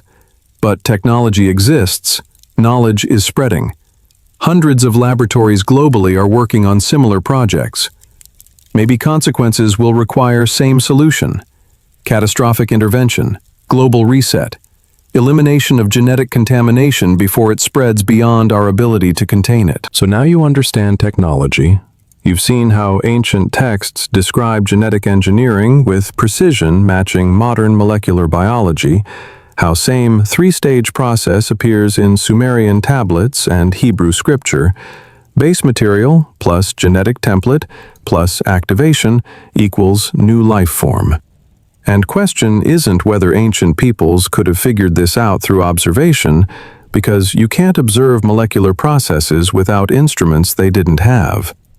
Question is, who taught them, where this knowledge came from? Answer texts provide consistently is that it came from beings who descended from sky, who possessed understanding far beyond what humans had developed naturally, who taught deliberately despite knowing it violated protocols, despite understanding it would cost them their freedom. Whether you call them Watchers or Anunnaki, or gods or extraterrestrials, function is identical. Advanced beings transferring knowledge humans weren't supposed to have yet, accelerating development in ways that produced both benefits and catastrophic consequences. Next chapter examines flood not as punishment, but as solution, as biosecurity protocol executed on civilizational scale, and what it reveals about selection criteria, about why Noah's family specifically, about what genetic characteristics they possessed that made them suitable for preservation, while everyone else was eliminated. And then we'll trace what happened after, how civilization rebuilt, what knowledge was preserved, what was lost, and whether Watchers' influence ended with flood or whether it persisted, whether some of them survived, or found ways to continue affecting human development. Because if their genetics survived in Noah's family, if we all carry traces of that ancient intervention in our DNA, then their story isn't finished. Chapter 6. The Great Flood. Genetic Reset Protocol. You're standing on Mount Ararat in eastern Turkey, 16,000 feet above sea level. August 1949, and your expedition team has just discovered something that shouldn't exist at this altitude. Wooden beams preserved in glacial ice, hand-tooled with techniques predating known civilization. Timbers shaped with precision, suggesting advanced carpentry knowledge, and structure they belonged to was massive, roughly dimensions described in Genesis for Noah's Ark. 500 feet long, 80 feet wide, 50 feet high. Proportions naval architects recognize as optimal for stability rather than speed. Designed to survive rather than navigate. To float through catastrophe rather than sail to destination. Whether this is actually the Ark or just ancient vessel that somehow ended up at extreme elevation during some catastrophic event, its existence at 16,000 feet proves something happened. Some force raised sea levels, or raised mountains, or both, to a degree that modern geology claims is impossible within human timescales, but that physical evidence keeps confirming occurred.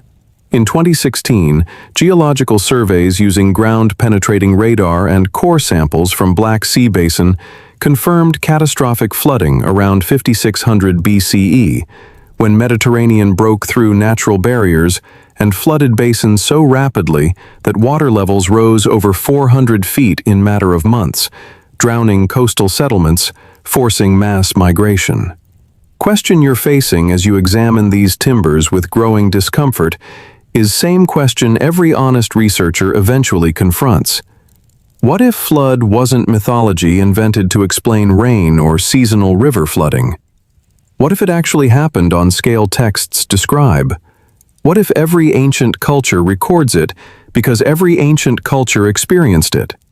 And what if reason given in those texts, that it was necessary to eliminate genetic contamination, is literally true?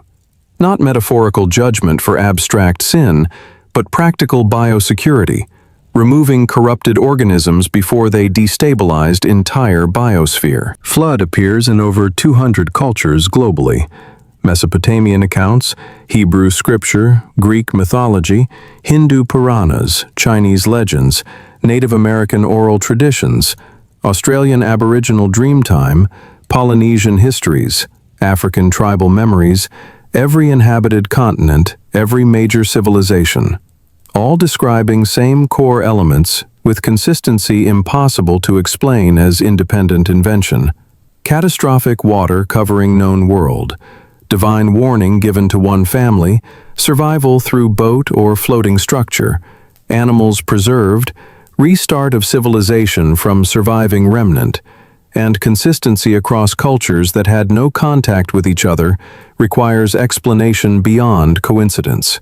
Either humanity possesses some collective unconscious, generating identical stories for reasons evolutionary psychology cannot adequately explain, or humanity shares collective memory, genetic memory perhaps, encoded in DNA or preserved through oral tradition so persistent that even cultures separated by 10,000 miles and 5,000 years tell same story with same essential structure, because event was so traumatic, so civilization-ending, so fundamental to human survival, that forgetting would mean losing lesson, losing warning about what happens when genetic boundaries are violated, when consciousness is given to beings who shouldn't possess it, when power proceeds without wisdom. Epic of Gilgamesh contains oldest written flood account. Tablet 11 describes Utnapishtim receiving warning from Ea, Sumerian Enki, who tells him secretly that gods have decided to destroy humanity through flood. And this detail matters because it reveals flood wasn't unanimous divine decision, but factional conflict, political struggle between different Anunnaki with different philosophies about what should happen to their creation.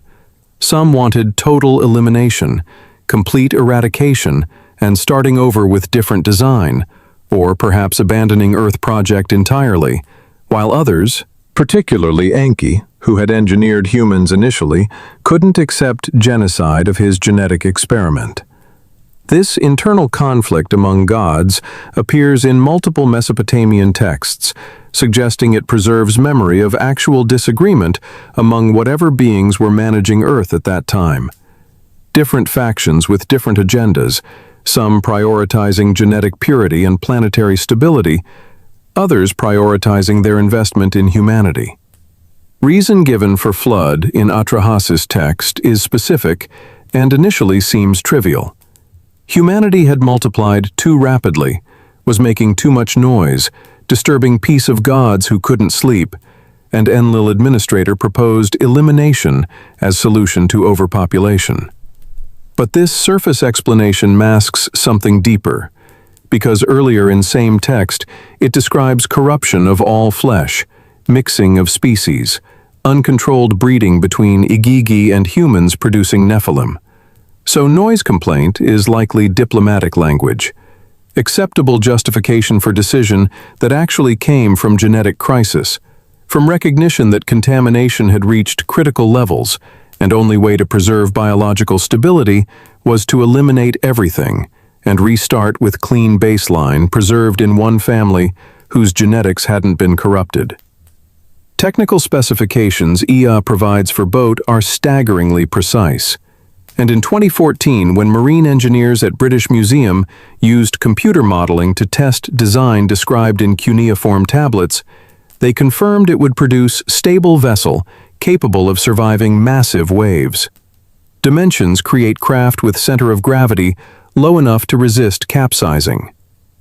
Dimensions given, converting ancient cubits to modern measurements, result in vessel roughly 450 feet long, 75 feet wide, 45 feet high, with internal volume of approximately 1.4 million cubic feet. Modern zoo biologists have calculated this volume could house approximately 16,000 animals if you're preserving genetic kinds rather than every individual species, if you're storing juvenile animals rather than full-grown adults to minimize space requirements, if you're including animals that could be maintained in states of reduced metabolism.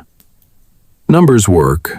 Ark, as described, could function as genetic preservation vessel, could serve as floating repository, carrying sufficient breeding populations to restart biodiversity. And text describes not just structure, but procedures, loading sequences, feeding protocols, waste management systems. All practical details you'd include if documenting actual event rather than inventing symbolic religious story. Flood duration in Genesis is specific. 40 days of rain, 150 days of water coverage, gradual recession over months, total time in Ark approximately 1 year. And this extended timeline suggests not just rainfall, but massive disruption to hydrological systems, possibly crustal displacement or tectonic events triggering tsunamis and volcanic activity. something catastrophic enough to keep water levels elevated for months before drainage and evaporation could begin returning conditions to previous baselines. Genesis provides more detail about selection criteria than Mesopotamian versions. It says Noah was perfect in his generations, and Hebrew word tamim means complete, whole, without blemish, unblemished. And in genetic context, this suggests his bloodline was pure, uncorrupted. His family line hadn't interbred with Nephilim, hadn't mixed with Watcher's offspring. His DNA was baseline human, without hybrid modifications that had spread through rest of population. This wasn't about moral righteousness, wasn't about Noah being unusually ethical or obedient. It was about genetics, about preserving clean human template that could repopulate Earth without carrying corruptions that made flood necessary. Text is explicit that Noah's entire family was preserved, his wife, his 3 sons, their wives, 8 people total. Genetic bottleneck that all current humans descended from, if account is accurate. Population genetics confirms something remarkable, matching biblical timeline exactly. In 2008, geneticists analyzing mitochondrial DNA and Y chromosome markers discovered that all modern humans descend from genetic bottleneck approximately 4,000 to 6,000 years ago. Not gradual evolution over hundreds of thousands of years, but sudden collapse to very small population, possibly as few as 8 individuals, followed by rapid expansion. Mitochondrial Eve and Y chromosome Adam don't represent first humans, but represent most recent common ancestors, individuals through whom all current human lineages trace, and timing of this bottleneck matches flood timeline in Genesis with remarkable precision, suggesting either biblical account preserves accurate chronology or genetic evidence coincidentally happens to support narrative. Animal selection criteria. Genesis provides is equally specific. 2 of every kind, 7 pairs of clean animals, and Hebrew word translated as kind is min, which doesn't mean species in modern taxonomic sense, but means genetic family or basic type, fundamental breeding populations that can later diversify. So Noah wasn't preserving every individual species, but every genetic baseline, every fundamental type that could, through subsequent breeding, produce diversity we see, essentially preserving minimum viable genetic diversity necessary to repopulate biosphere. And modern conservation biology uses exactly this principle. When preserving endangered species, you don't need millions of individuals. You need sufficient genetic diversity, usually calculated at around 50 to 100 breeding individuals, depending on species, to avoid inbreeding depression while maintaining population viability. Ark dimensions given in Genesis result in vessel roughly 450 feet long, 75 feet wide, 45 feet high, with 3 internal decks providing total volume of approximately 1.4 million cubic feet. And when zoo biologists calculated carrying capacity in 2011, they determined this volume could house approximately 16,000 animals if you're preserving genetic kinds rather than every species variant. Text describes loading procedures, feeding protocols, waste management, all practical engineering details you'd include if documenting actual event rather than inventing symbolic story, and flood duration, approximately 1 year from boarding to disembarking, suggests time frame required not just for water to recede, but for land to become productive again, for vegetation to reestablish, for ecosystems to stabilize. Manu Purana, from Hindu tradition, describes Manu being warned by Matsya, fish avatar of Vishnu, that great flood was coming, and he should build boat to save himself and 7 sages, and after flood, these 8 people repopulate Earth. And this matches Genesis account with impossible precision. 8 survivors, divine warning, boat construction, repopulation. except Hindu and Hebrew cultures developed independently, had minimal contact during periods these texts were composed, weren't borrowing from each other because Hindu account predates written Hebrew scripture. Chinese flood legends describe Gun and Yu controlling massive floods through engineering projects, but earlier versions reference catastrophic deluge that destroyed previous civilization, requiring survivors to restart. And Chinese archaeological sites show evidence of catastrophic flooding around 4,000 years ago, exactly matching biblical timeline, sediment layers indicating sudden massive water incursion, abandonment of settlements, migration patterns consistent with fleeing rising water. Chinese mythology places flood at transition between mythological age and historical age, between time of gods and time of humans. Exactly same transition point Hebrew and Sumerian texts describe. Native American traditions across dozens of tribes describe great floods. Hopi speak of previous worlds destroyed by water. Ojibwe tell of Nanabojo surviving on raft with animals. Aztec Codex Chimalpopoca describes fourth sun being destroyed by flood, with one couple surviving to repopulate. And Australian Aboriginal Dreamtime stories reference great rising of seas that forced ancestors to flee inland from coastal regions now underwater. And Polynesian legends describe massive waves that covered islands, forcing survivors to navigate to new lands. Every inhabited continent, every isolated culture, all preserving some version of catastrophic flooding that destroyed previous civilization and required restart from surviving remnant. Geographic distribution of these stories, fact that cultures with no possible contact during periods these traditions formed all describe same event with same essential structure, makes independent invention implausible, makes shared memory of actual catastrophic event simpler explanation. And when you combine textual evidence with geological evidence, with confirmed sea level rises at end of last ice age, with underwater ruins being discovered off coastlines around world showing advanced construction, now submerged under hundreds of feet of water, picture becomes clear.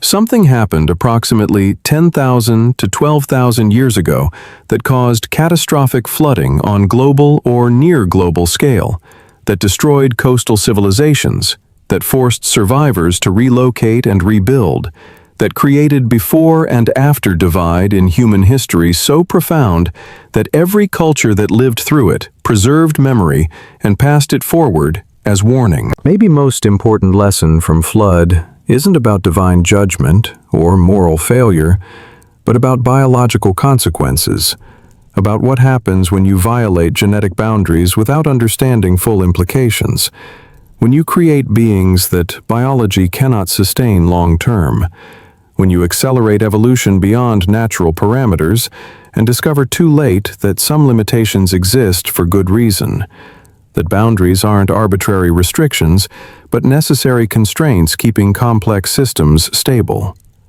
Flood becomes understandable, not as angry God punishing sin, but as necessary intervention, biosecurity protocol executed at planetary scale, elimination of genetic contamination before it spread irreversibly through every species. Viewed this way, flood was mercy, not just punishment, ending suffering of beings who shouldn't have existed, who were conscious enough to understand their own impossibility, who lived in constant biological crisis, giving Earth clean restart with preserved genetic baseline that could develop naturally without corruptions that nearly destroyed everything. We're approaching that same threshold again, creating transgenic organisms routinely, editing human embryos experimentally, mixing species boundaries in laboratories around world. And we justify it with progress, with medical benefits, with feeding growing population. But we're not asking whether problems we create exceed problems we solve. Ancient warning is explicit. This path leads to flood, leads to destruction, leads to near total extinction with only carefully selected genetic samples preserved to restart. And we can choose differently. can recognize pattern and stop before we reach critical threshold.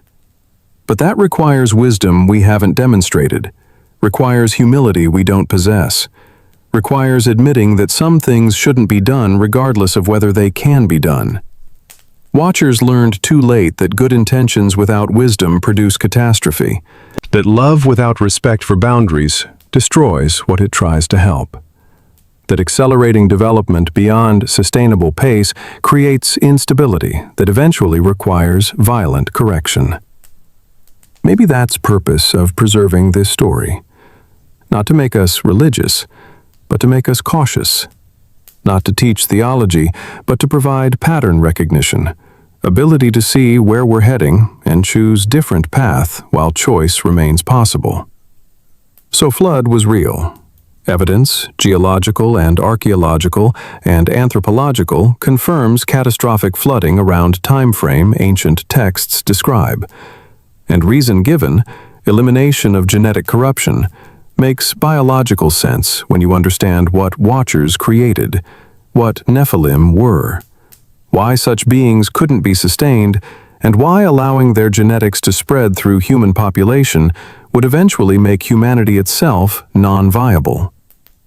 Selection of Noah's family based on genetic purity rather than moral virtue changes how we understand entire event. It wasn't about destroying evil people, but about preserving clean genetics. Wasn't about punishing humanity, but about saving it, eliminating corruption while protecting baseline. This raises question: what happened after? What survived? What genetic legacy did Noah's family carry forward? And are we all carrying markers of that ancient intervention? Traces of Watcher DNA that survived flood because it was already integrated into baseline human genome before corruption reached critical levels. Because if Noah was perfect in his generations, if his genetics were pure, that doesn't necessarily mean unmodified.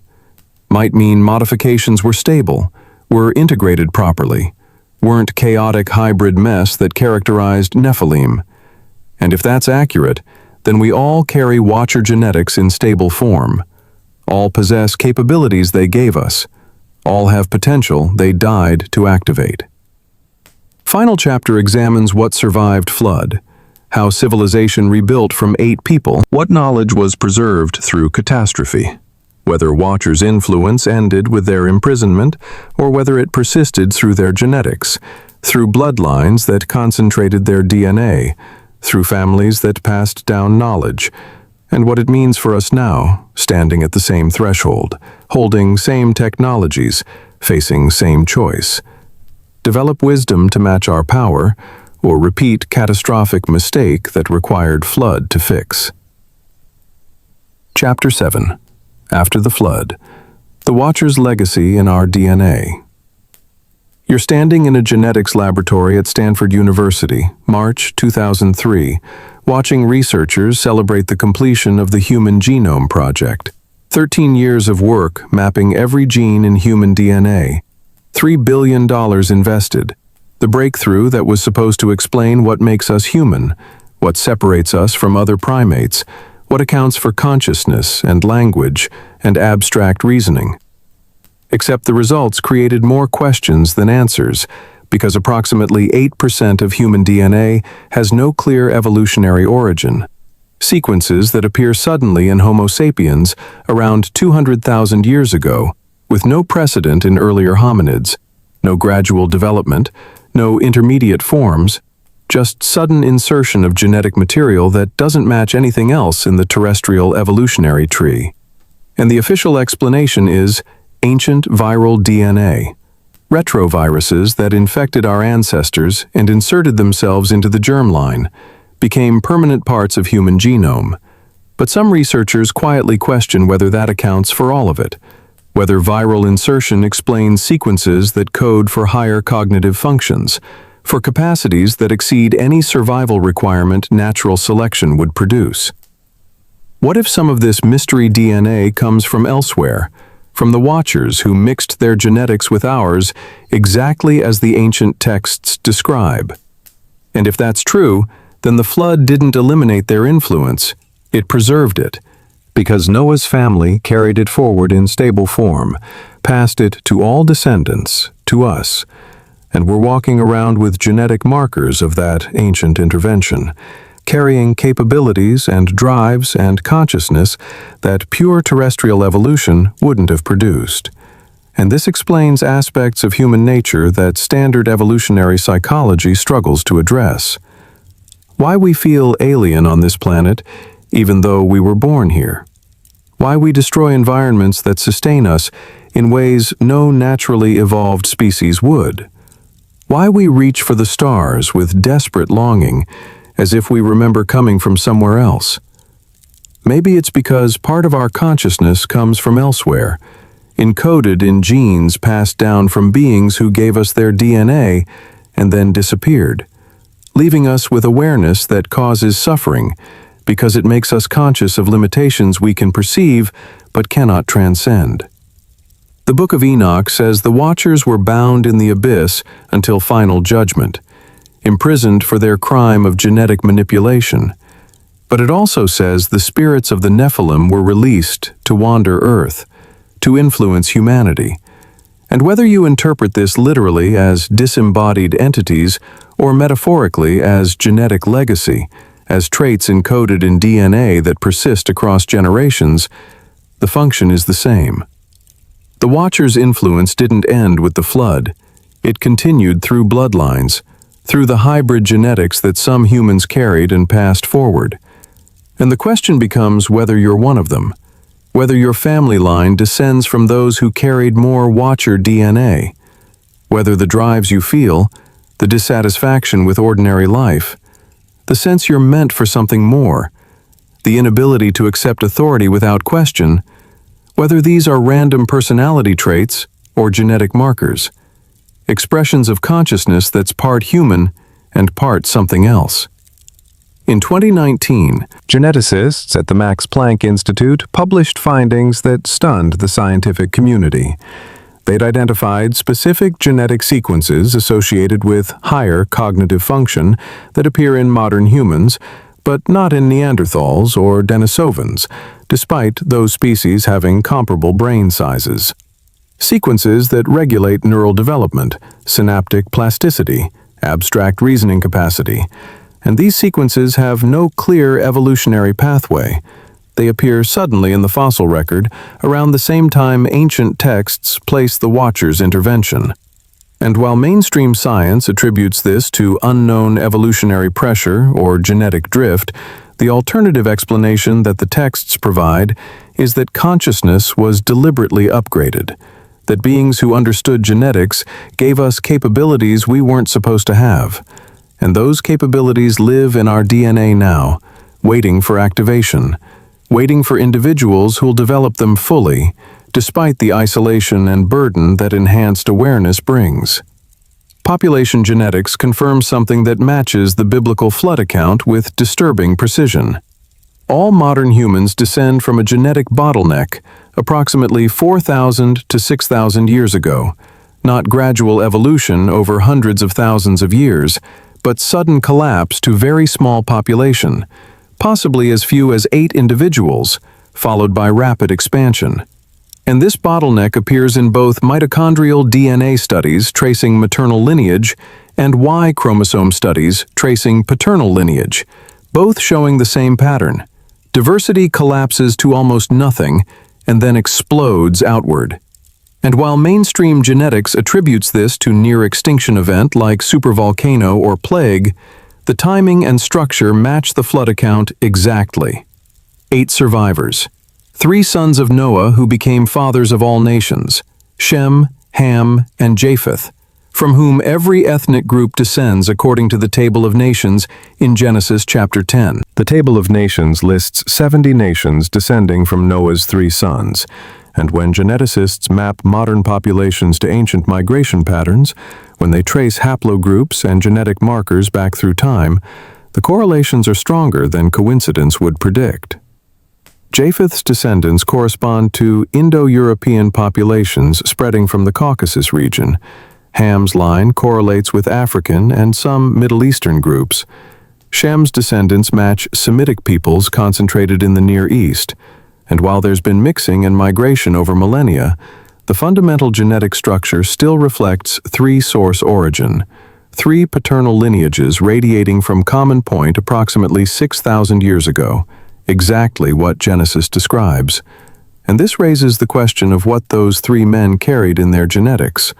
What made Noah's family suitable for preservation while everyone else was eliminated? The text says Noah was perfect in his generations, tamim, meaning complete, unblemished, genetically pure. But pure doesn't mean unmodified. It means the modifications were integrated properly, were stable, weren't the chaotic hybrid mess that characterized the Nephilim. So Noah's family likely carried Watcher DNA, but carried it in a form that was sustainable, that didn't produce biological instabilities, that had been refined across enough generations that it no longer caused the severe problems that made the giants non-viable. This suggests successful human-Watcher hybrids were possible, that the problem wasn't mixing itself but uncontrolled mixing, creating beings with too much non-human genetics too quickly, without time for modifications to stabilize.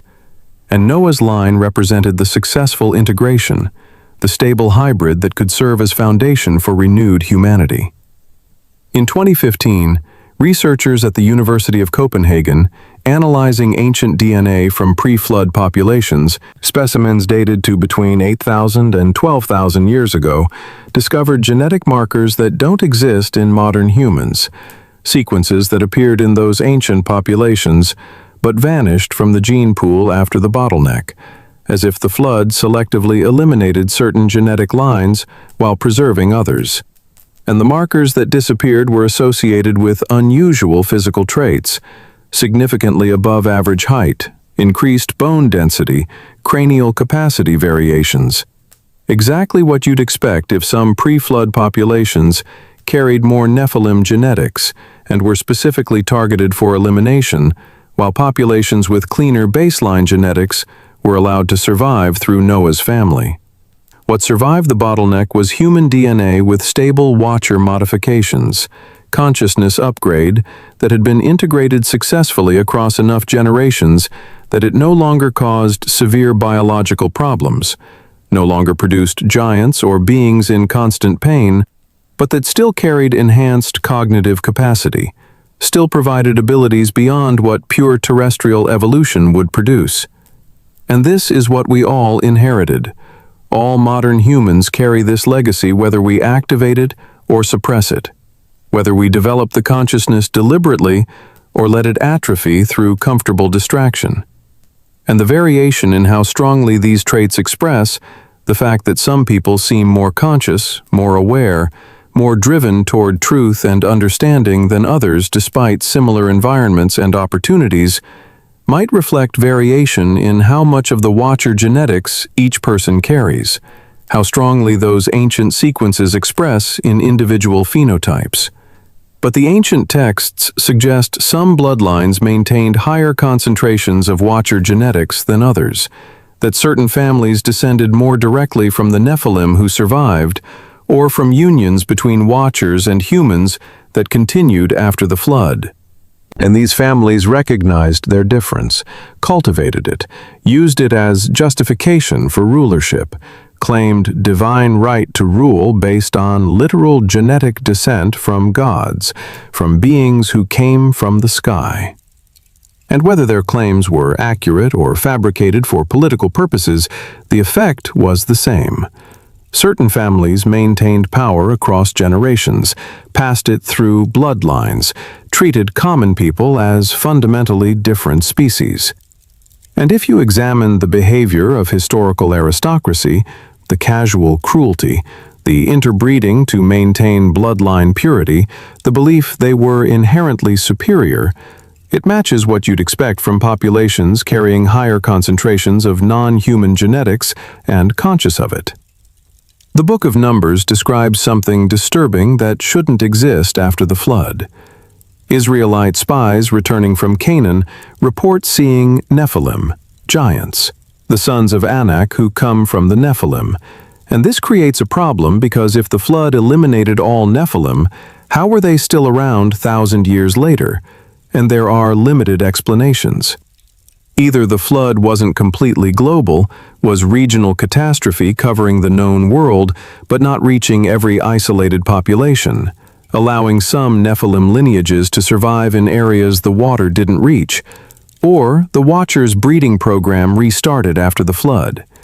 Genesis chapter 6 says the Nephilim were on earth in those days and also afterward, suggesting post-flood recurrence, renewed contact producing giant offspring, or some Nephilim genetics survived through Noah's family, specifically through Ham's line, which produced Canaan, whose descendants included the giant races that Israel was commanded to eliminate completely. Archaeological evidence from Canaan shows fortifications built for inhabitants significantly larger than normal humans, doorways and passages sized for beings 8 to 10 feet tall, and the Israelites are commanded explicitly to eliminate these populations completely, to leave no survivors. Which sounds like genocide until you understand it as genetic security, as removing corrupted bloodlines that carried unstable hybrid DNA that could spread those genetics if allowed to interbreed with surrounding populations. And the conquest of Canaan wasn't primarily about claiming territory, but about finishing what the flood started, eliminating Nephilim bloodlines that had somehow persisted. And Israel's failure to complete this task had consequences, because those genetics continued, mixed with other populations, spread through intermarriage and conquest. Royal bloodlines globally claim descent from gods, from beings who came from heaven. Egyptian pharaohs traced lineage to the Neteru, Sumerian kings to the Anunnaki, Greek heroes to Olympian gods, Hindu dynasties to the Devas, Chinese emperors to celestial dragons, Mesoamerican rulers to feathered serpents. And whether these claims represent actual genetic descent from non-human entities or political mythology designed to justify power, the consistency across cultures suggests either universal human tendency to invent divine ancestry for rulers, or genuine memory of time when some families really did descend from beings who weren't fully human, who possessed capabilities and knowledge that made them effectively godlike to populations who didn't carry those genetics. And these families used their genetic advantages to establish and maintain rulership, passed power through bloodlines, restricted intermarriage to preserve genetic purity, created aristocratic classes that persisted across millennia. Modern genetic studies of European nobility show they're more closely related to each other than to general populations, suggesting they really did maintain reproductive isolation, really did breed primarily within their class across generations. And this behavior only makes sense if they believed their genetics were special, were worth preserving, gave them capabilities or rights that justified their position. And whether those beliefs were accurate or self-serving delusion, the aristocratic system operated as if some humans were genetically different from others, as if bloodline mattered fundamentally, as if consciousness and capability could be inherited, could be concentrated through selective breeding, could be lost through mixing with common populations. And maybe they were right. Maybe some families do carry more Watcher DNA, do possess enhanced capabilities encoded in genetics passed down from beings who violated cosmic law to give humanity consciousness. Here's what genetic research that doesn't get widely publicized reveals. Certain cognitive capabilities cluster in specific populations at rates that pure environmental or cultural explanations don't adequately account for. Capacity for abstract mathematical reasoning appears in some ethnic groups at 5 times the rate of others. Musical genius concentrates in certain families across multiple generations. Athletic performance at elite levels shows clear genetic components that vary by ancestry. And while mainstream science attributes this to recent evolutionary adaptation, the alternative explanation ancient texts provide is that these capabilities represent expression of Watcher genetics, the non-human DNA that Noah's family carried forward, And these traits express more strongly in certain lineages because those lineages maintained higher concentrations of modified sequences through isolation or selective breeding. Think about your own experience. Do you feel fundamentally different from most people around you?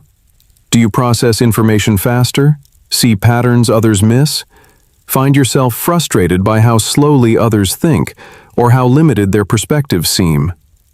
Do you have drives that seem inexplicable, that don't match your environment or upbringing, that compel you toward truth and understanding, even when truth is uncomfortable, and understanding requires abandoning beliefs that most people need for psychological stability?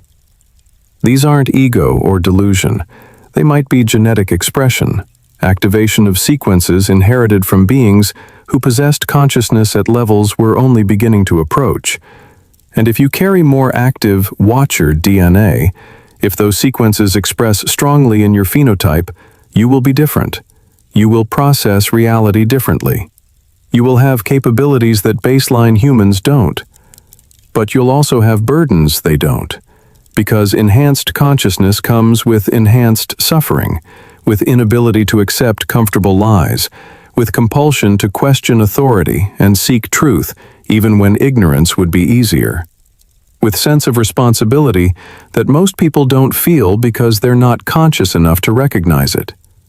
And this is why ancient texts describe the watchers as unable to stop observing, as cursed with eternal awareness, with inability to shut off consciousness, to stop analyzing and understanding and seeing patterns. And if you carry their genetics, you inherit this trait.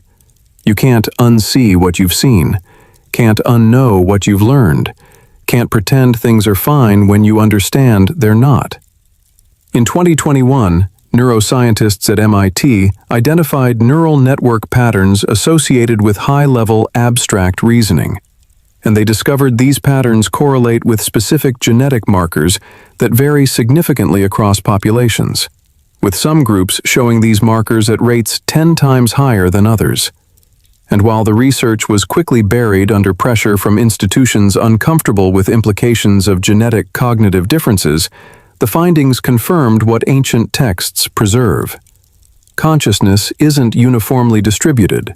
Some people really do think differently, process information differently, possess capabilities that others lack, not through education or effort, but through genetic inheritance, through activation of sequences that were inserted into human genome thousands of years ago by beings who understood exactly what they were doing.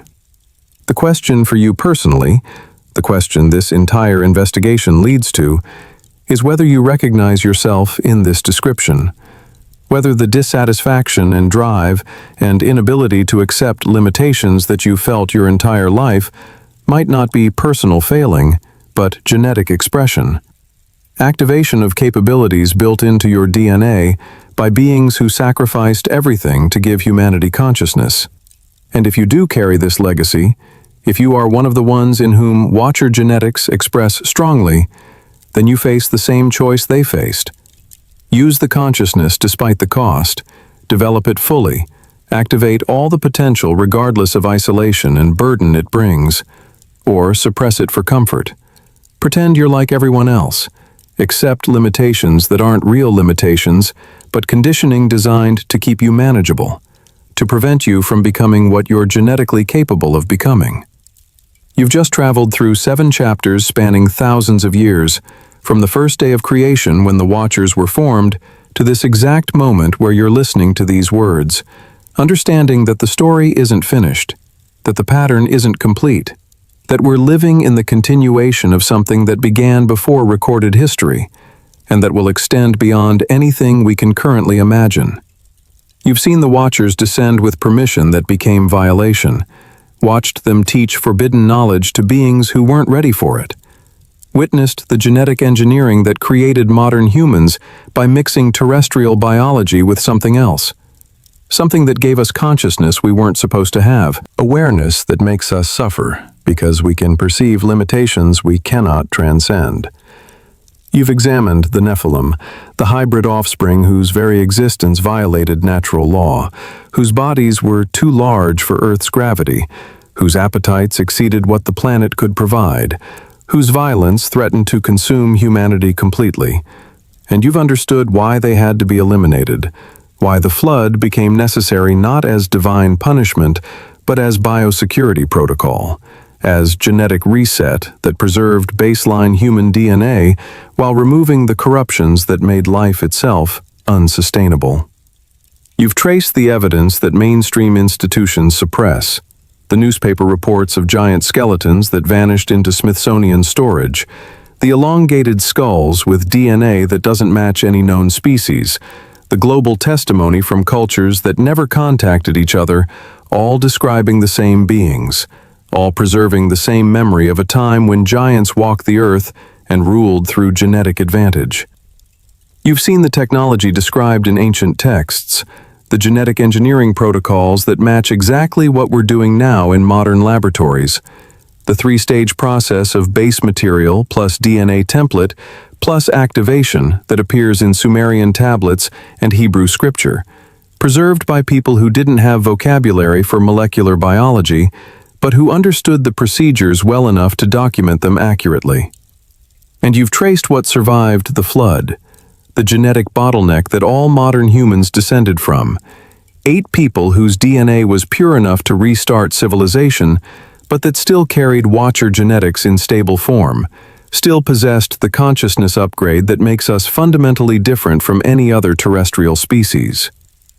Maybe the most profound realization isn't about ancient history or genetics or consciousness, it's about purpose.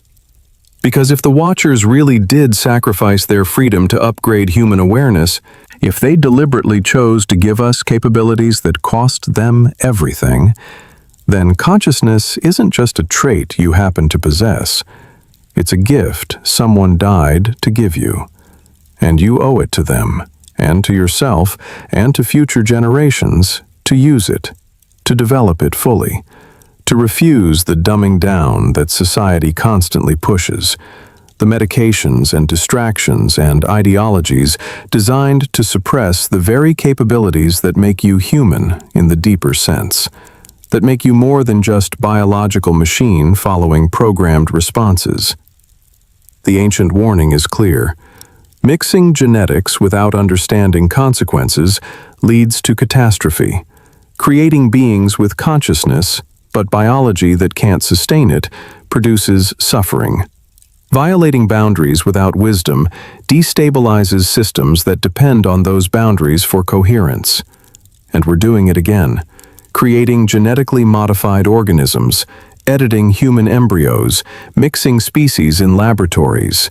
And the scientists doing it don't understand they're repeating the Watcher's mistake, creating beings who will suffer from moment of creation, whose existence will require eventual intervention, eventual reset, eventual flood, whether literal or metaphorical, that eliminates what we've created before it eliminates us. You're not just biological organism trying to survive and reproduce.